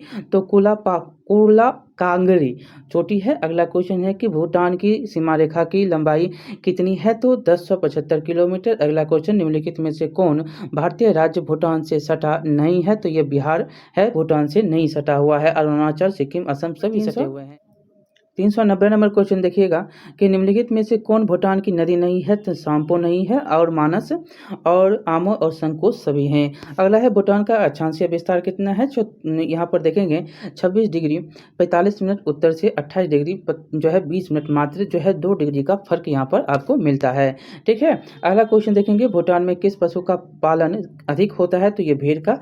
ये नंबर उत्तर हो जाएगा। अगला क्वेश्चन है कि सूर्य सुरही गाय किसे कहा जाता है? तो याक को कहा जाता है। बांग्लादेश की सर्वोच्च चोटी का नाम क्या है? तो क्योकरा डोंग इसको कहा जाता है। अगला क्वेश्चन देखेंगे कि नारंगी की खेती के लिए कौन सा शहर प्रसिद्ध है? तो ये है सिलहट। अगला है क्वेश्चन की कर्णफूली किस क्षेत्र की प्रमुख नदी है? तो ये चटगांव की है। अगला क्वेश्चन है कि चटगांव शस्त्रागार जो है लूट, याद होगा आपको, ये क्वेश्चन बहुत बार पूछा जाता है। चटगांव में ही होता है सूरसेन। अगला देखेंगे सूर्यसेन लूटने वाले चटगांव में। अगला देखेंगे यहाँ पर जो है बांग्लादेश को कितने भू आकृतिक प्रदेशों में बांटा गया है? तो टोटल 9। C number. अगला क्वेश्चन नंबर देखेंगे बांग्लादेश में सर्वाधिक वर्षा कहाँ पर होती है? तो यह होता है लाला खेत में। अगला देखेंगे क्वेश्चन बांग्लादेश के कितने प्रतिशत भूभाग पर वनों का विस्तार होता है? विस्तार है तो 7%। अगला क्वेश्चन बांग्लादेश की कितनी जनसंख्या कृषि कार्यों में लगी हुई है? तो 80%। ए नंबर। अगला क्वेश्चन बांग्लादेश के कितने प्रतिशत भूभाग पर कृषि की जाती है? तो 63%। बी नंबर उत्तर। अगला क्वेश्चन चावल की कितनी फसल जो है बांग्लादेश में उगाई जाती है? तो 3% जो है फसल कितनी फसल है? तीन फसल उगाई जाती है। टोटल 1 2 3 ऐसे करके। मेनन सिंह किस फसल के उत्पादन का अग्रणी है? तो ये है जूट के। अगला क्वेश्चन देखेंगे यहाँ पर कि बांग्लादेश में तेल शोधन कारखाना कहाँ पर स्थित है? तो यह है चटगांव में। अगला क्वेश्चन किस स्थान में सूती कपड़े के मिले हैं? तो यह है जेसोर में। भूटान में किस धर्म की प्रधानता है? तो बौद्ध धर्म। B number. अगला क्वेश्चन है भूटान में किस वर्ष नया संविधान लागू हुआ? तो 2008 में। अगला है कि सुरही गाय का उपयोग किस कार्य के लिए किया जाता है? तो माल ढोने के लिए, याक कहते हैं इसको। अगला है कि फूट सोलिंग क्या है? तो फूट सोलिंग जो है एक व्यापारिक केंद्र है। यहाँ पर 410 नंबर क्वेश्चन कि भूटान का देशांतरीय विस्तार कितना है? देशांतरीय यहाँ पर पूछ रहा है तो 89 डिग्री 45 मिनट पूर्व से लेकर 92 डिग्री, यहाँ पर 3 जो है आगे आइएगा। तो यहाँ पर पूर्व में आपको 3 आगे आना है, 3 पॉइंट। तो 92 डिग्री 5 जो है पूर्व 5 मिनट पूर्व है। 89 से 92 है। अगला क्वेश्चन है भूटान के उत्तर में कौन सा देश स्थित है? तो ये है आपको चीन। उत्तर में ऊपर में क्या है? चीन है। भूटान का नगरीय जनसंख्या कितना है? तो 11%। भूटान की जनसंख्या कितनी है? तो 7 लाख। भूटान के दक्षिणी भाग में स्थित जो है मैदान किस नाम से जाना जाता है? तो द्वार प्रदेश मैदान के नाम से जाना जाता है। पारो भूटान की किस दिशा में स्थित है? तो पश्चिमी दिशा में। भूटान के सुदूर उत्तरी भाग में किस प्रकार का जलवायु पाया जाता है? तो आर्कटिक जो है जलवायु। अगला है भूटान में कितनी ऋतुएं पाई जाती है? तो 2 पाया जाता है। बांग्लादेश का समुद्र तल से औसत ऊंचाई कितना पर है? तो 20 से 25 मीटर ऊंचा है। अगला क्वेश्चन है कि बांग्लादेश में किस भारतीय नदी को पद्मा के नाम से जाना जाता है? गंगा को बांग्लादेश में पद्मा कहते हैं और ब्रह्मपुत्र को जमुना कहते हैं। अगला देखेंगे ब्रह्मपुत्र नदी को जो है यहाँ पर बांग्लादेश में किस नाम से जानते हैं? तो जमुना के नाम से। एशिया महाद्वीप में बांग्लादेश की स्थिति क्या है? तो दक्षिण में स्थित है। अगला है कि कहाँ चीनी मिलें नहीं हैं? तो यह है बराहाट में और सभी जगह हैं। मेननपुर, ठाकुरपुर और दिनाजपुर में भी है। किस स्थान में जूट की मिलें नहीं हैं? तो ये हैं जेसोर में। अगला क्वेश्चन है कि जनसंख्या की दृष्टि से बांग्लादेश का एशिया में कौन सा स्थान? तो 5वां स्थान है। अगला क्वेश्चन चंद्रघना में कौन जो है उद्योग विकसित है? तो यह है कागज का। अगला क्वेश्चन चांदपुर क्या है? तो यह है आंतरिक नदी बंदरगाह है। अगला क्वेश्चन बांग्लादेश की राजधानी कहाँ पर? तो यह है ढाका में। 3 नंबर। अगला क्वेश्चन प्राकृतिक गैस का उत्पादन बांग्लादेश में कहाँ पर होता है? तो ये तीतास में होता है। B number. अगला क्वेश्चन है कि बांग्लादेश पूरे विश्व का कितना प्रतिशत जूट का उत्पादन करता है? तो 6%। अगला क्वेश्चन देखेंगे बांग्लादेश को स्वतंत्रता कब मिलती है? तो 1971 ईस्वी में मिलती है। तो यहाँ पर बांग्लादेश को स्वतंत्रता जो है किस वर्ष मिलती है? ऐसे पाकिस्तान और भारत जो है अलग होता है तो बांग्लादेश होता है, तो यहाँ पर बांग्लादेश नहीं होता है बल्कि पूर्वी जो है पाकिस्तान होता है। तो यहाँ पर तो ऑप्शन ही गलत है, 1971 हो जाएगा दिसंबर में। अगला देखेंगे यहाँ पर कि 1955 के बाद बांग्लादेश को किस नाम से जाना जाता है? तो पूर्वी पाकिस्तान के नाम से जाना जाता है। 1955 के बाद जाना जाता है। 1955 के बाद से ऐसे उसको जो है बांग्लादेश ऐसे कहते नहीं थे, लेकिन उसको बांग्लादेश तो बाद में बनता है। यहाँ पर 55 के बाद इसको पूर्वी पाकिस्तान, ऐसे पाकिस्तान के ही नाम से जानते हैं। देखिए ऐसे तो आप देखते हैं पश्चिम बंगाल ये है और ये जो है क्या है, पूर्वी बंगाल है। तो ये पूर्वी बंगाल को ही क्या कहा गया, पूर्वी बंगाल को ही पूर्वी पाकिस्तान कहा गया। और 1971 में क्या होता है, ये अलग हो जाता है। तो अलग जो है, अलग होकर एक नया जो है राष्ट्र बनता है, वो है बांग्लादेश के नाम से। ऐसे जो है पूर्वी पाकिस्तान के नाम से जाना जाता था। और 1971 में आज़ाद होता है, शेख हसीना भी उसके प्रधानमंत्री हैं। अगला क्वेश्चन है, भारत और बांग्लादेश की संयुक्त स्थलीय सीमा रेखा की लंबाई जो है कितना है, तो 4053 किलोमीटर है स्थलीय। अगला देखेंगे बांग्लादेश का जनघनत्व कितना है, तो यहाँ पर 880 जो है जनघनत्व है। यहाँ पर देखिएगा कि पूर्वी पाकिस्तान जो है कब से बांग्लादेश के नाम से जाना जाने लगा, तो ये 16 दिसंबर 1971 से, 16 दिसंबर 1971 से ये आज़ाद होता है। किससे, तो बांग्लादेश से। भारत का जो है इसमें पूर्ण रूप में इंदिरा गांधी का सहयोग मिला।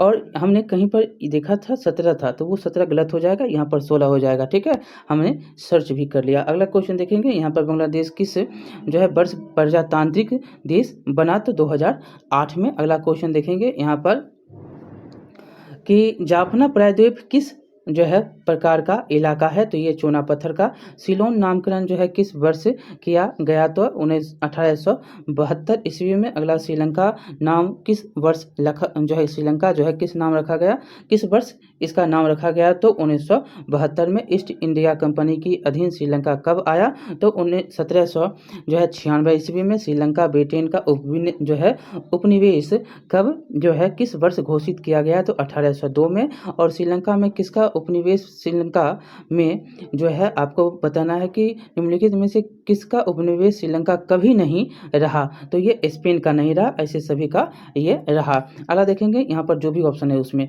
श्रीलंका में जनघनत्व कितना है, तो ये टोटल 250 है। श्रीलंका की सबसे ऊंची चोटी जो है, सर्वोच्च चोटी का नाम क्या है, तो पीडुरु है। अगला क्वेश्चन है, श्रीलंका के पठार की औसत ऊंचाई कितना, 900 मीटर है। अगला है क्वेश्चन, श्रीलंका की सबसे बड़ी नदी कौन सी है, तो महाबेली जो है गंगा नाम से जानते हैं इसको। श्रीलंका के निम्नलिखित में से किसके जो है अधिक निकट है, तो ये विषुवत रेखा के। श्रीलंका में जो है वर्षा कब होती है, तो ये होता है सालों भर। अगला क्वेश्चन है कि श्रीलंका की आकृति किस प्रकार की है, तो अंडाकार है। अगला क्वेश्चन है कि पिडु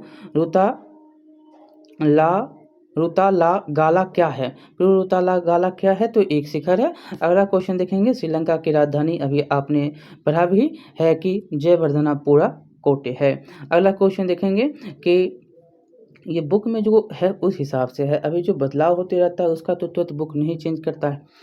तो ये देखेंगे यहाँ पर 451 नंबर, भारत और श्रीलंका के बीच निम्नलिखित में से क्या स्थित है, तो पाक जल संधि। श्रीलंका जो है किस वर्ष लोकतांत्रिक देश बनता है, तो 1956 में। अगला क्वेश्चन, श्रीलंका का औसत तापमान कितना, तो 27 डिग्री सेल्सियस। अगला देखेंगे निम्नलिखित यहाँ पर कि श्रीलंका की तटीय भाग में कितनी वर्षा होती है, तो ये 200 सेंटीमीटर। अगला क्वेश्चन, श्रीलंका के दक्षिणी पश्चिमी क्षेत्र में जून से अक्टूबर तक किस पवन से वर्षा होती है, तो ये होता है दक्षिणी पश्चिमी पवन से। अगला क्वेश्चन है, श्रीलंका के कितने जो है प्रतिशत भूभाग पर वनों का फैलाव होता है, 30%।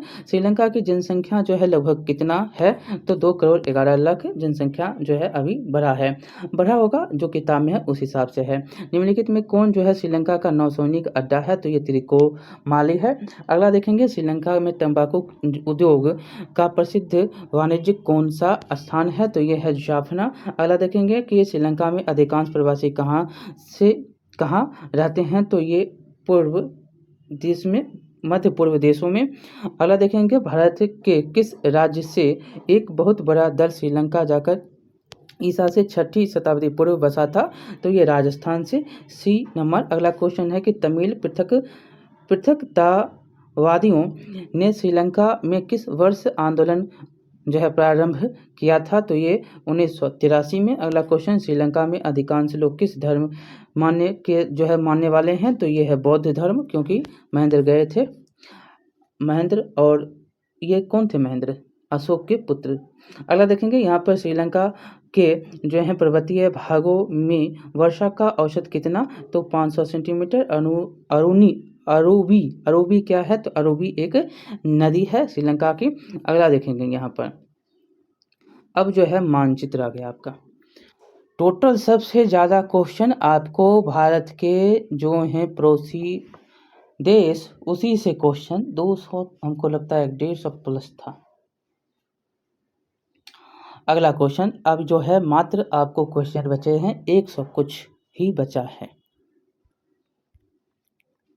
अब देखिएगा मानचित्र अध्ययन में कि पहला क्वेश्चन है कि कौन सी मानक विधि सर्वाधिक मान्य है, तो यह है निरूपक भिन्न। अगला क्वेश्चन है मापनी में हर व्यक्त क्या करता है, कौन सा क्या करता है, तो मापनी में हर व्यक्त करता है, तो ये धरातल की दूरी को। अगला क्वेश्चन है निम्नलिखित में से कौन सा मापक निरूपक भिन्न है, तो इसका उत्तर हो जाएगा सेंटीमीटर। अगला क्वेश्चन देखेंगे निम्नलिखित में से किस यहाँ निम्न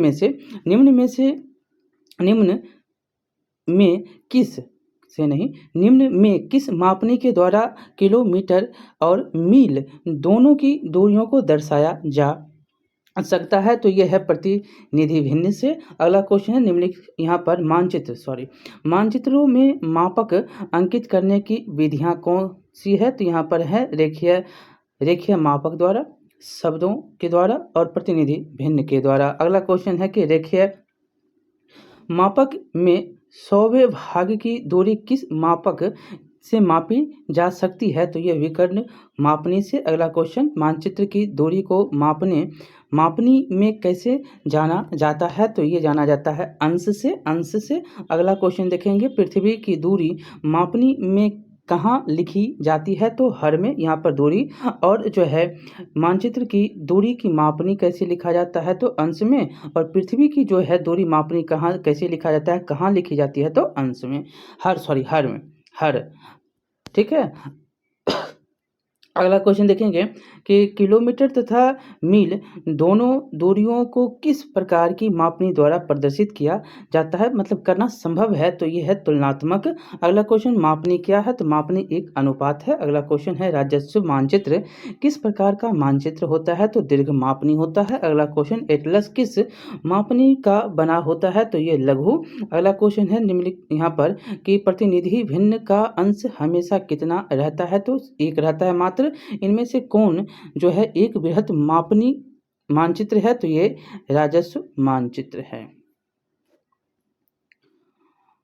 अगला क्वेश्चन देखेंगे यहां पर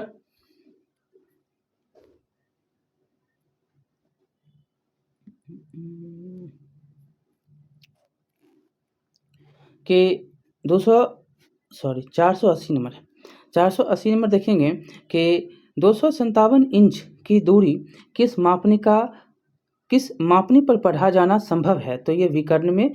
अगला क्वेश्चन है कि 481 नंबर क्वेश्चन के यहाँ पर देखिएगा 5.7 सेंटीमीटर की दूरी किस प्रकार की मापनी पर पढ़ा जा सकता है, तो ये रेखीय। अगला क्वेश्चन है 482 नंबर की 1 सेंटीमीटर बराबर 1 किलोमीटर के लिए सही प्रतिनिधि भिन्न क्या होगा, तो वो होगा 1, देख सकते हैं कि 1:1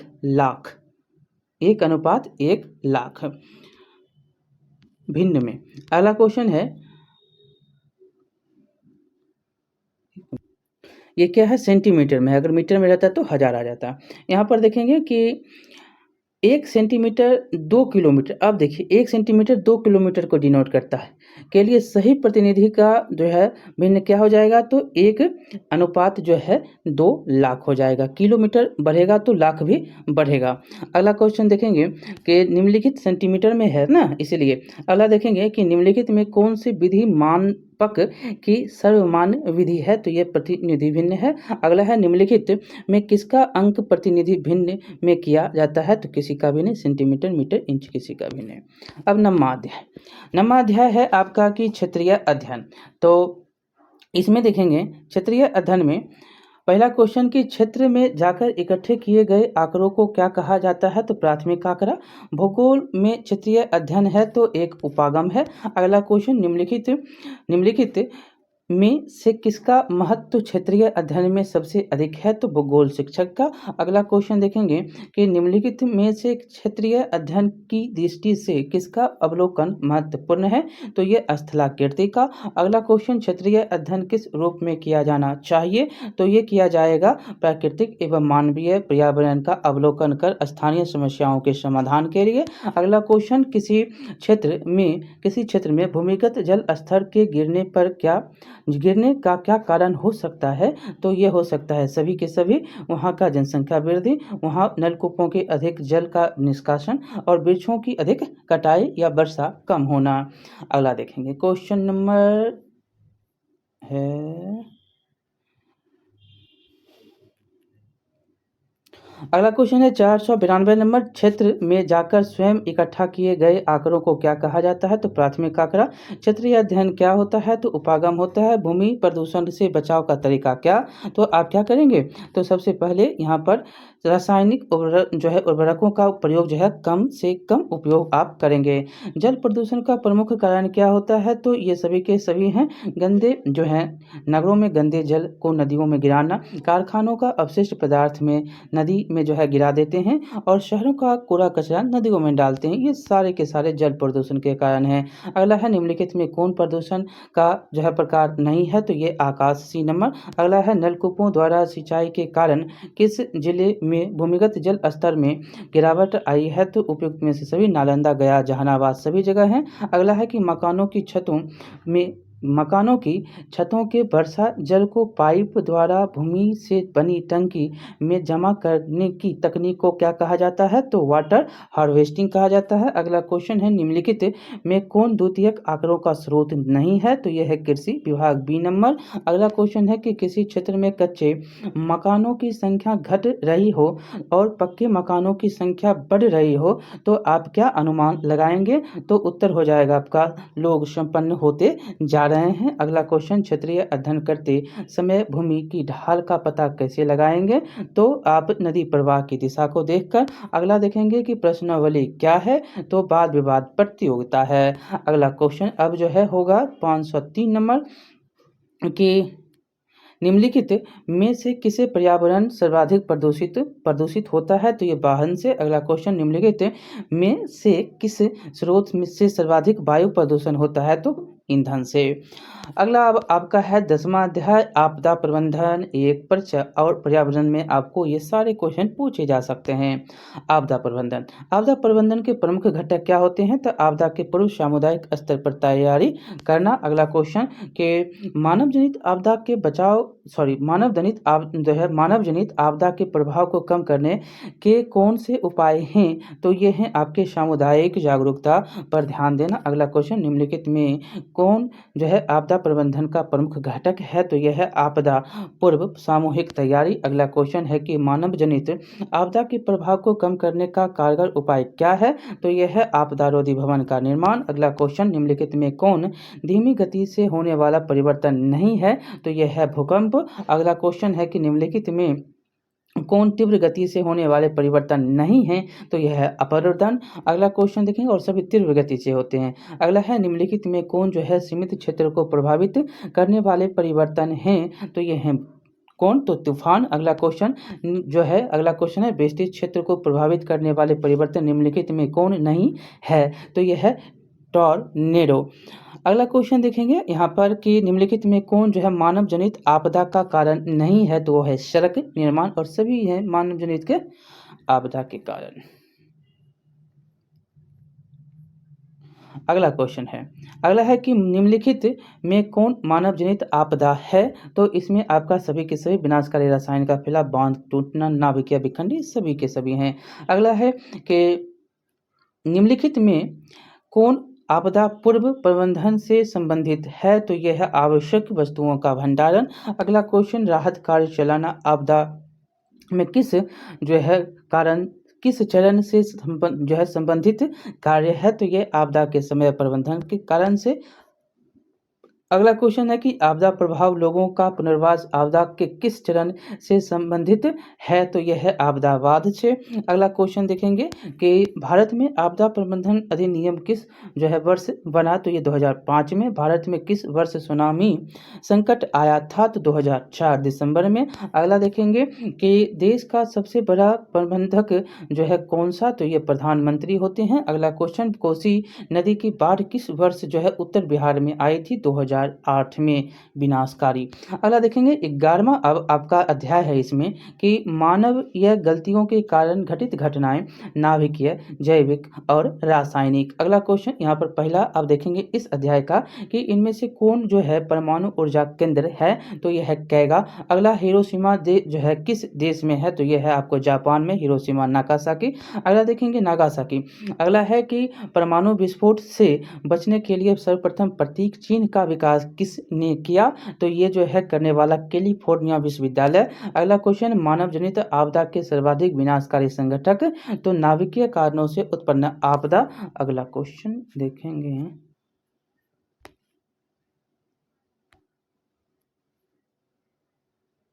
अगला क्वेश्चन यहाँ पर है कि परमाणु परमाणु किसी विस्फोट से बचने के लिए सर्वप्रथम जो है प्रतीक चिन्ह का विकास किसने किया, तो कैलिफोर्निया विश्वविद्यालय ने। अगला क्वेश्चन देखेंगे विद्यालय ने। अगला क्वेश्चन है कि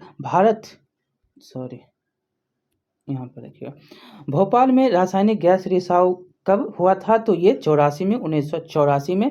अगला है कि तूतीकोरिन में 1997 ईस्वी में गैस रिसाव से कौन सी बीमारी उत्पन्न हुई थी, तो ये हुआ था उल्टी होना, छाती में जलन होना। अगला क्वेश्चन है कि अम्लीय वर्षा का सर्वाधिक प्रभाव कहाँ पड़ा, तो यह है दामोदर घाटी क्षेत्र में। अगला है हिरोशिमा पर परमाणु बम किस दिन गिराया गया था, तो ये 6 अगस्त को 9 को जो है गिराया गया था नागासाकी में। अगला है कि हिरोशिमा पर परमाणु बम गिराए जाने के कितने दिन बाद नागासाकी शहर पर जो है परमाणु बम गिराए गए थे, मात्र 3, 6 और 9। आपको याद रखना 6 अगस्त और 9 अगस्त को। अगला देखेंगे परमाणु तकनीक विकसित देशों की संख्या लगभग कितनी है, तो 20 है। अगला है 2004 में किस ग्रह तक एक प्लूटोनियम से संचालित अंतरिक्ष यान पहुंच गया था, तो ये शनि, सी नंबर। अगला क्वेश्चन है कि रासायनिक आपदाओं को कितने वर्गों में बांटा जाता है, तो 3 वर्गों में। अगला क्वेश्चन, पहली बार किस वर्ष रासायनिक के घातक परिणाम को अनुभव किया गया, तो 1990 में। भोपाल शहर में गैस त्रासदी किस वर्ष हुआ, तो 1984 ईस्वी में। अगला क्वेश्चन देखेंगे कि ये क्वेश्चन बहुत बार सारे पूछे गए हैं कि भोपाल गैस दुर्घटना का कारण क्या, तो मिथाइल जो है आइसोसाइनाइट, मिथाइल आइसोसाइनाइट है। अगला क्वेश्चन है कि 538 भारत में प्रयोग किए जाने वाले कितने कीटनाशकों को विश्व स्वास्थ्य संगठन ने अत्यंत जहरीला घोषित किया, तो 80%। अगला क्वेश्चन देखेंगे जैविक आपदा को कितने वर्गों में बांटा गया, तो ये 4 वर्गों में बांटे गए। अगला क्वेश्चन है कि अमेरिका के वर्ल्ड ट्रेड सेंटर पर किस वर्ष जो है हमला हुआ, तो ये 2001 ईस्वी में। अगला क्वेश्चन देखेंगे भारत में एड्स का जो है पता किस वर्ष चला, तो ये 1986 ईस्वी में। डेंगू बीमारी का क्या कारण है, तो एक बर्तन में अधिक समय तक पानी रहेगा तब डेंगू होगा। अगला देखेंगे यहाँ पर एंथ्रेक्स क्या है, तो ये है अति सूक्ष्म जीव। अगला क्वेश्चन, भारत में एड्स से लगभग कितने लोग प्रभावित हैं, तो 25 लाख, ए नंबर। हिरोशिमा किस देश में, तो जहाँ पर देखिएगा 546 में क्वेश्चन कि भारत में पहला परमाणु ऊर्जा उत्पादक केंद्र कहाँ स्थापित किया गया, तो ये ट्रॉम्बे में किया गया। कहाँ, ट्रॉम्बे में। अगला क्वेश्चन है परमाणु विस्फोट से बचने के लिए अंतर्राष्ट्रीय रेडियोधर्मी प्रतीक का विकास किसने किया, तो कैलिफोर्निया विश्वविद्यालय ने। अगला है पहला परमाणु बम कहाँ गिराया गया, तो ये तो आप पढ़ ही लिए, हिरोशिमा में। दूसरा नागासाकी, 6 और 9 याद रखेंगे, अगस्त में। किसके द्वारा, अमेरिका के द्वारा। कहाँ, जापान के, ये 2 जगह हैं। अगला क्वेश्चन है निम्नलिखित में से कौन रासायनिक अस्त्रों के विशेषज्ञ हैं, तो ये हैं जी हेलीजेल। अगला क्वेश्चन है कि निम्नलिखित में कौन दीर्घकाल तक प्रभावित करने वाले बीमारियों में शामिल नहीं है, तो ये मलेरिया और सभी दीर्घकाल। यहाँ पर अब देखिएगा क्वेश्चन 551 कि इनमें से कौन एक घातक बीमारी है, तो इन्फ्लुएंजा है। अगला क्वेश्चन देखेंगे कि तूतीकोरिन स्थित तांबे की फैक्ट्री से किस वर्ष गैस रिसाव से दुर्घटना हुई थी, तो ये 1997। D number. अगला क्वेश्चन भोपाल शहर किस राज्य में स्थित है, तो ये कहाँ है, तो मध्य प्रदेश। अगला क्वेश्चन देखेंगे कि थर्मोन्यूक्लियर बम विस्फोट किस वर्ष कराया गया, तो 1998 में। अगला है भारत में भूमिगत परमाणु विस्फोट परीक्षण कहाँ किया गया, तो ये पोखरण में। अगला क्वेश्चन देखें निम्नलिखित में से किस क्षेत्र जो है अम्ल वर्षा से अधिक प्रभावित होता है, तो ये दामोदर घाटी। अगला क्वेश्चन डेंगू बीमारी का क्या कारण है, तो ये है जल जमाव। अगला क्वेश्चन है निम्नलिखित में कौन रेडियोधर्मी खनिज धातु नहीं है, तो यह है कोयला डी। यहाँ पर देखिएगा 559 नंबर क्वेश्चन है कि रेडियोधर्मी खनिजों में कौन सी किरणें नहीं निकलती हैं, तो ये कोई भी नहीं निकलता है, सभी हो जाएंगे यहाँ पर डी नंबर। अगला क्वेश्चन है भारत में परमाणु ऊर्जा आयोग कब गठित किया गया, 1948 में। भारत में अंतरिक्ष अनुसंधान कार्य किस वर्ष प्रारंभ हुआ, तो 1962 ईस्वी में। अगला है चंद्रयान किस वर्ष चांद पर उतरा, 2008 ईस्वी। और अभी तो चंद्रयान के बाद में तो पूरा आप जान ही रहे हैं कि 2019, 2023, 14 तारीख, 2:35, ये सारे पॉइंट आपको याद होंगे। सोमनाथ अभी इसके अध्यक्ष हैं इसरो के, इसरो से छोड़ा गया है। इसरो जो है कहाँ है, बेंगलुरु में। ये जो है आपको याद रखने हैं। अगला देखेंगे कि मुख्यालय कहाँ, बेंगलुरु में। यह है आपका 563 नंबर की सामान्य आपदाओं को कितने, मतलब कि 12वां ये आपका अध्याय है कि सामान्य आपदाएं निवारण एवं नियंत्रण। अगला यहाँ पर देखेंगे तो पहला क्वेश्चन है सामान्य आपदाओं को कितने वर्गों में, तो यहाँ पर 2 वर्गों में रखा जाता है। अगला क्वेश्चन वर्गों में रखा जाता है। दूसरा क्वेश्चन है कि तीव्र गति का क्या कारण है, तो ये है जीवाणु। अगला सॉरी तीव्र गति नहीं, तीव्र ज्वर मतलब बुखार।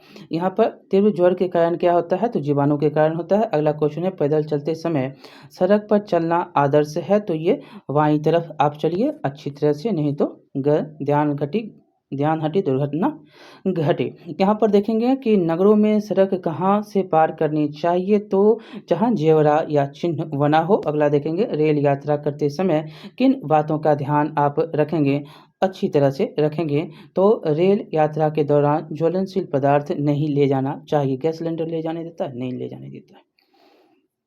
यहाँ पर देखेंगे पैदल चलते समय जो है सड़क पर चलना चाहिए, तो आप बाईं तरफ चलेंगे। विश्व में सबसे अधिक दुर्घटना की दर किस देश में, तो वो है अपना भारत। अपना देखेंगे भारत।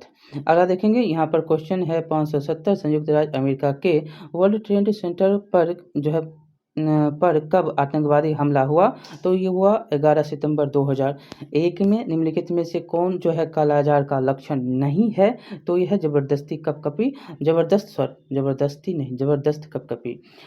बी नंबर उत्तर होगा। अगला देखेंगे कि 572 है अधिकतर रेल दुर्घटना कहाँ होती है, तो समपार पर होती है। अगला देखेंगे पेट की गड़बड़ी होने पर क्या करना चाहिए, तो नमक चीनी का घोल 1 घंटे के अंतराल के जो है पर व्यक्ति को दीजिए। अगला क्वेश्चन देखेंगे कि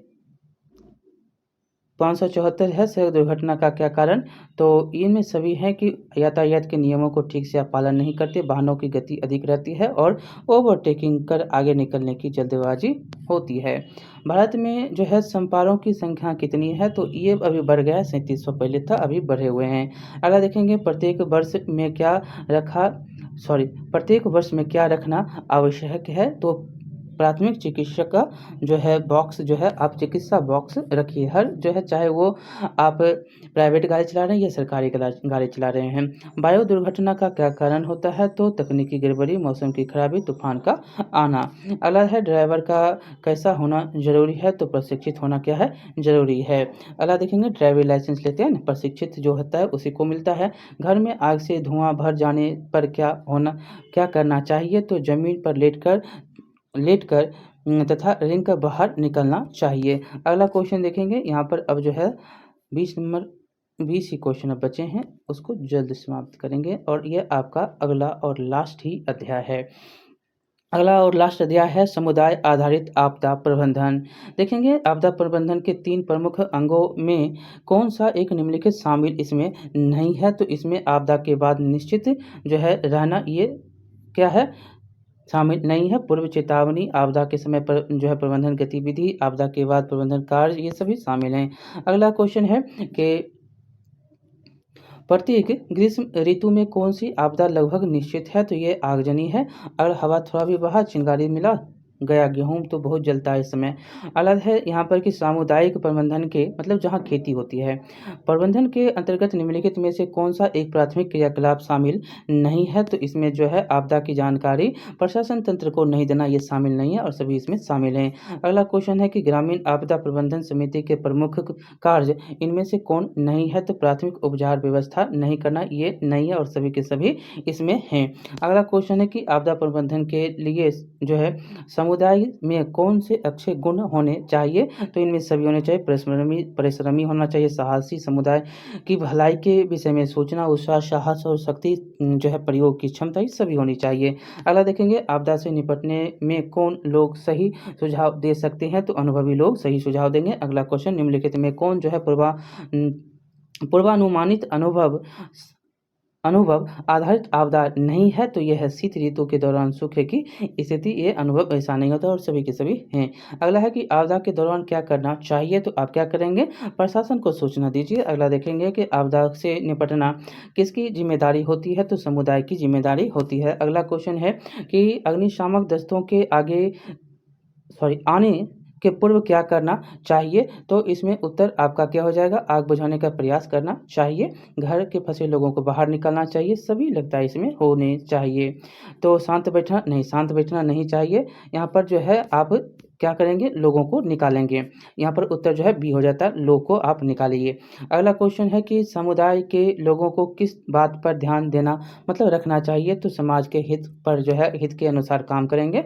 अगला क्वेश्चन है कि आपदा प्रबंधन के लिए किस प्रकार के कार्यकलाप किए जाने चाहिए, तो प्राथमिक क्रियाकलाप। अगला क्वेश्चन, भारत के स्वतंत्रता संग्राम के बाद के समय हिंदू मुस्लिम सांप्रदायिक दंगों को किन शक्तियों ने रोका था, तो सामाजिक शक्तियों ने। अगला क्वेश्चन है कि ग्रीष्म काल के दौरान किस आपदा की आशंका रहती है, तो आगजनी की आशंका रहती है। अगला क्वेश्चन, निम्नलिखित में कौन आपदा प्रबंधन से संबंधित नहीं है, तो ये है आपदा के समय निश्चित हो जाना, ये नहीं है सही। अगला है कि मानव किस प्रकार की प्राणी है, तो ये जो है सामुदायिक प्राणी है। अगला क्वेश्चन, निम्नलिखित में कौन सामुदायिक आपदा प्रबंधन का प्राथमिक क्रियाकलाप नहीं है, तो यह प्रशासन को सूचना नहीं देना। अगला क्वेश्चन, निम्नलिखित में कौन जो है ग्रामीण आपदा प्रबंधन समिति का प्रमुख कार्य है, तो यह सभी के सभी सबकी सुरक्षा, चिकित्सा व्यवस्था, राहत शिविर की देखभाल। और अगला क्वेश्चन, ग्रामीण स्तर पर कौन आपदा प्रबंधन समिति में विशेष सहयोग नहीं दे सकता है, तो यह है बैंक मैनेजर। अगला क्वेश्चन और लास्ट से पहला कि भीड़-भारी सड़कों पर किस प्रकार की आपदा की आशंका बनी रहती है, तो दुर्घटना की आपदा किस प्रकार आती है, तो पूर्व सूचना दिए। तो इस प्रकार से 600 क्वेश्चन हमने कर लिए। ज्योग्राफी आपका 9 क्लास टोटल एक क्लास में समाप्त हो गया है। अब हम जो है इसी में लगातार दूसरा क्लास लेंगे। ठीक है, बहुत बहुत धन्यवाद। लाइक शेयर सब्सक्राइब करिएगा। मिलते हैं अगले वीडियो में। और इसी के साथ जो है क्लास 9 का हिस्ट्री, ज्योग्राफी तो समाप्त हो गया है, साइंस और पॉलिटी तीनों जो है जल्द समाप्त होंगे अभी तुरंत।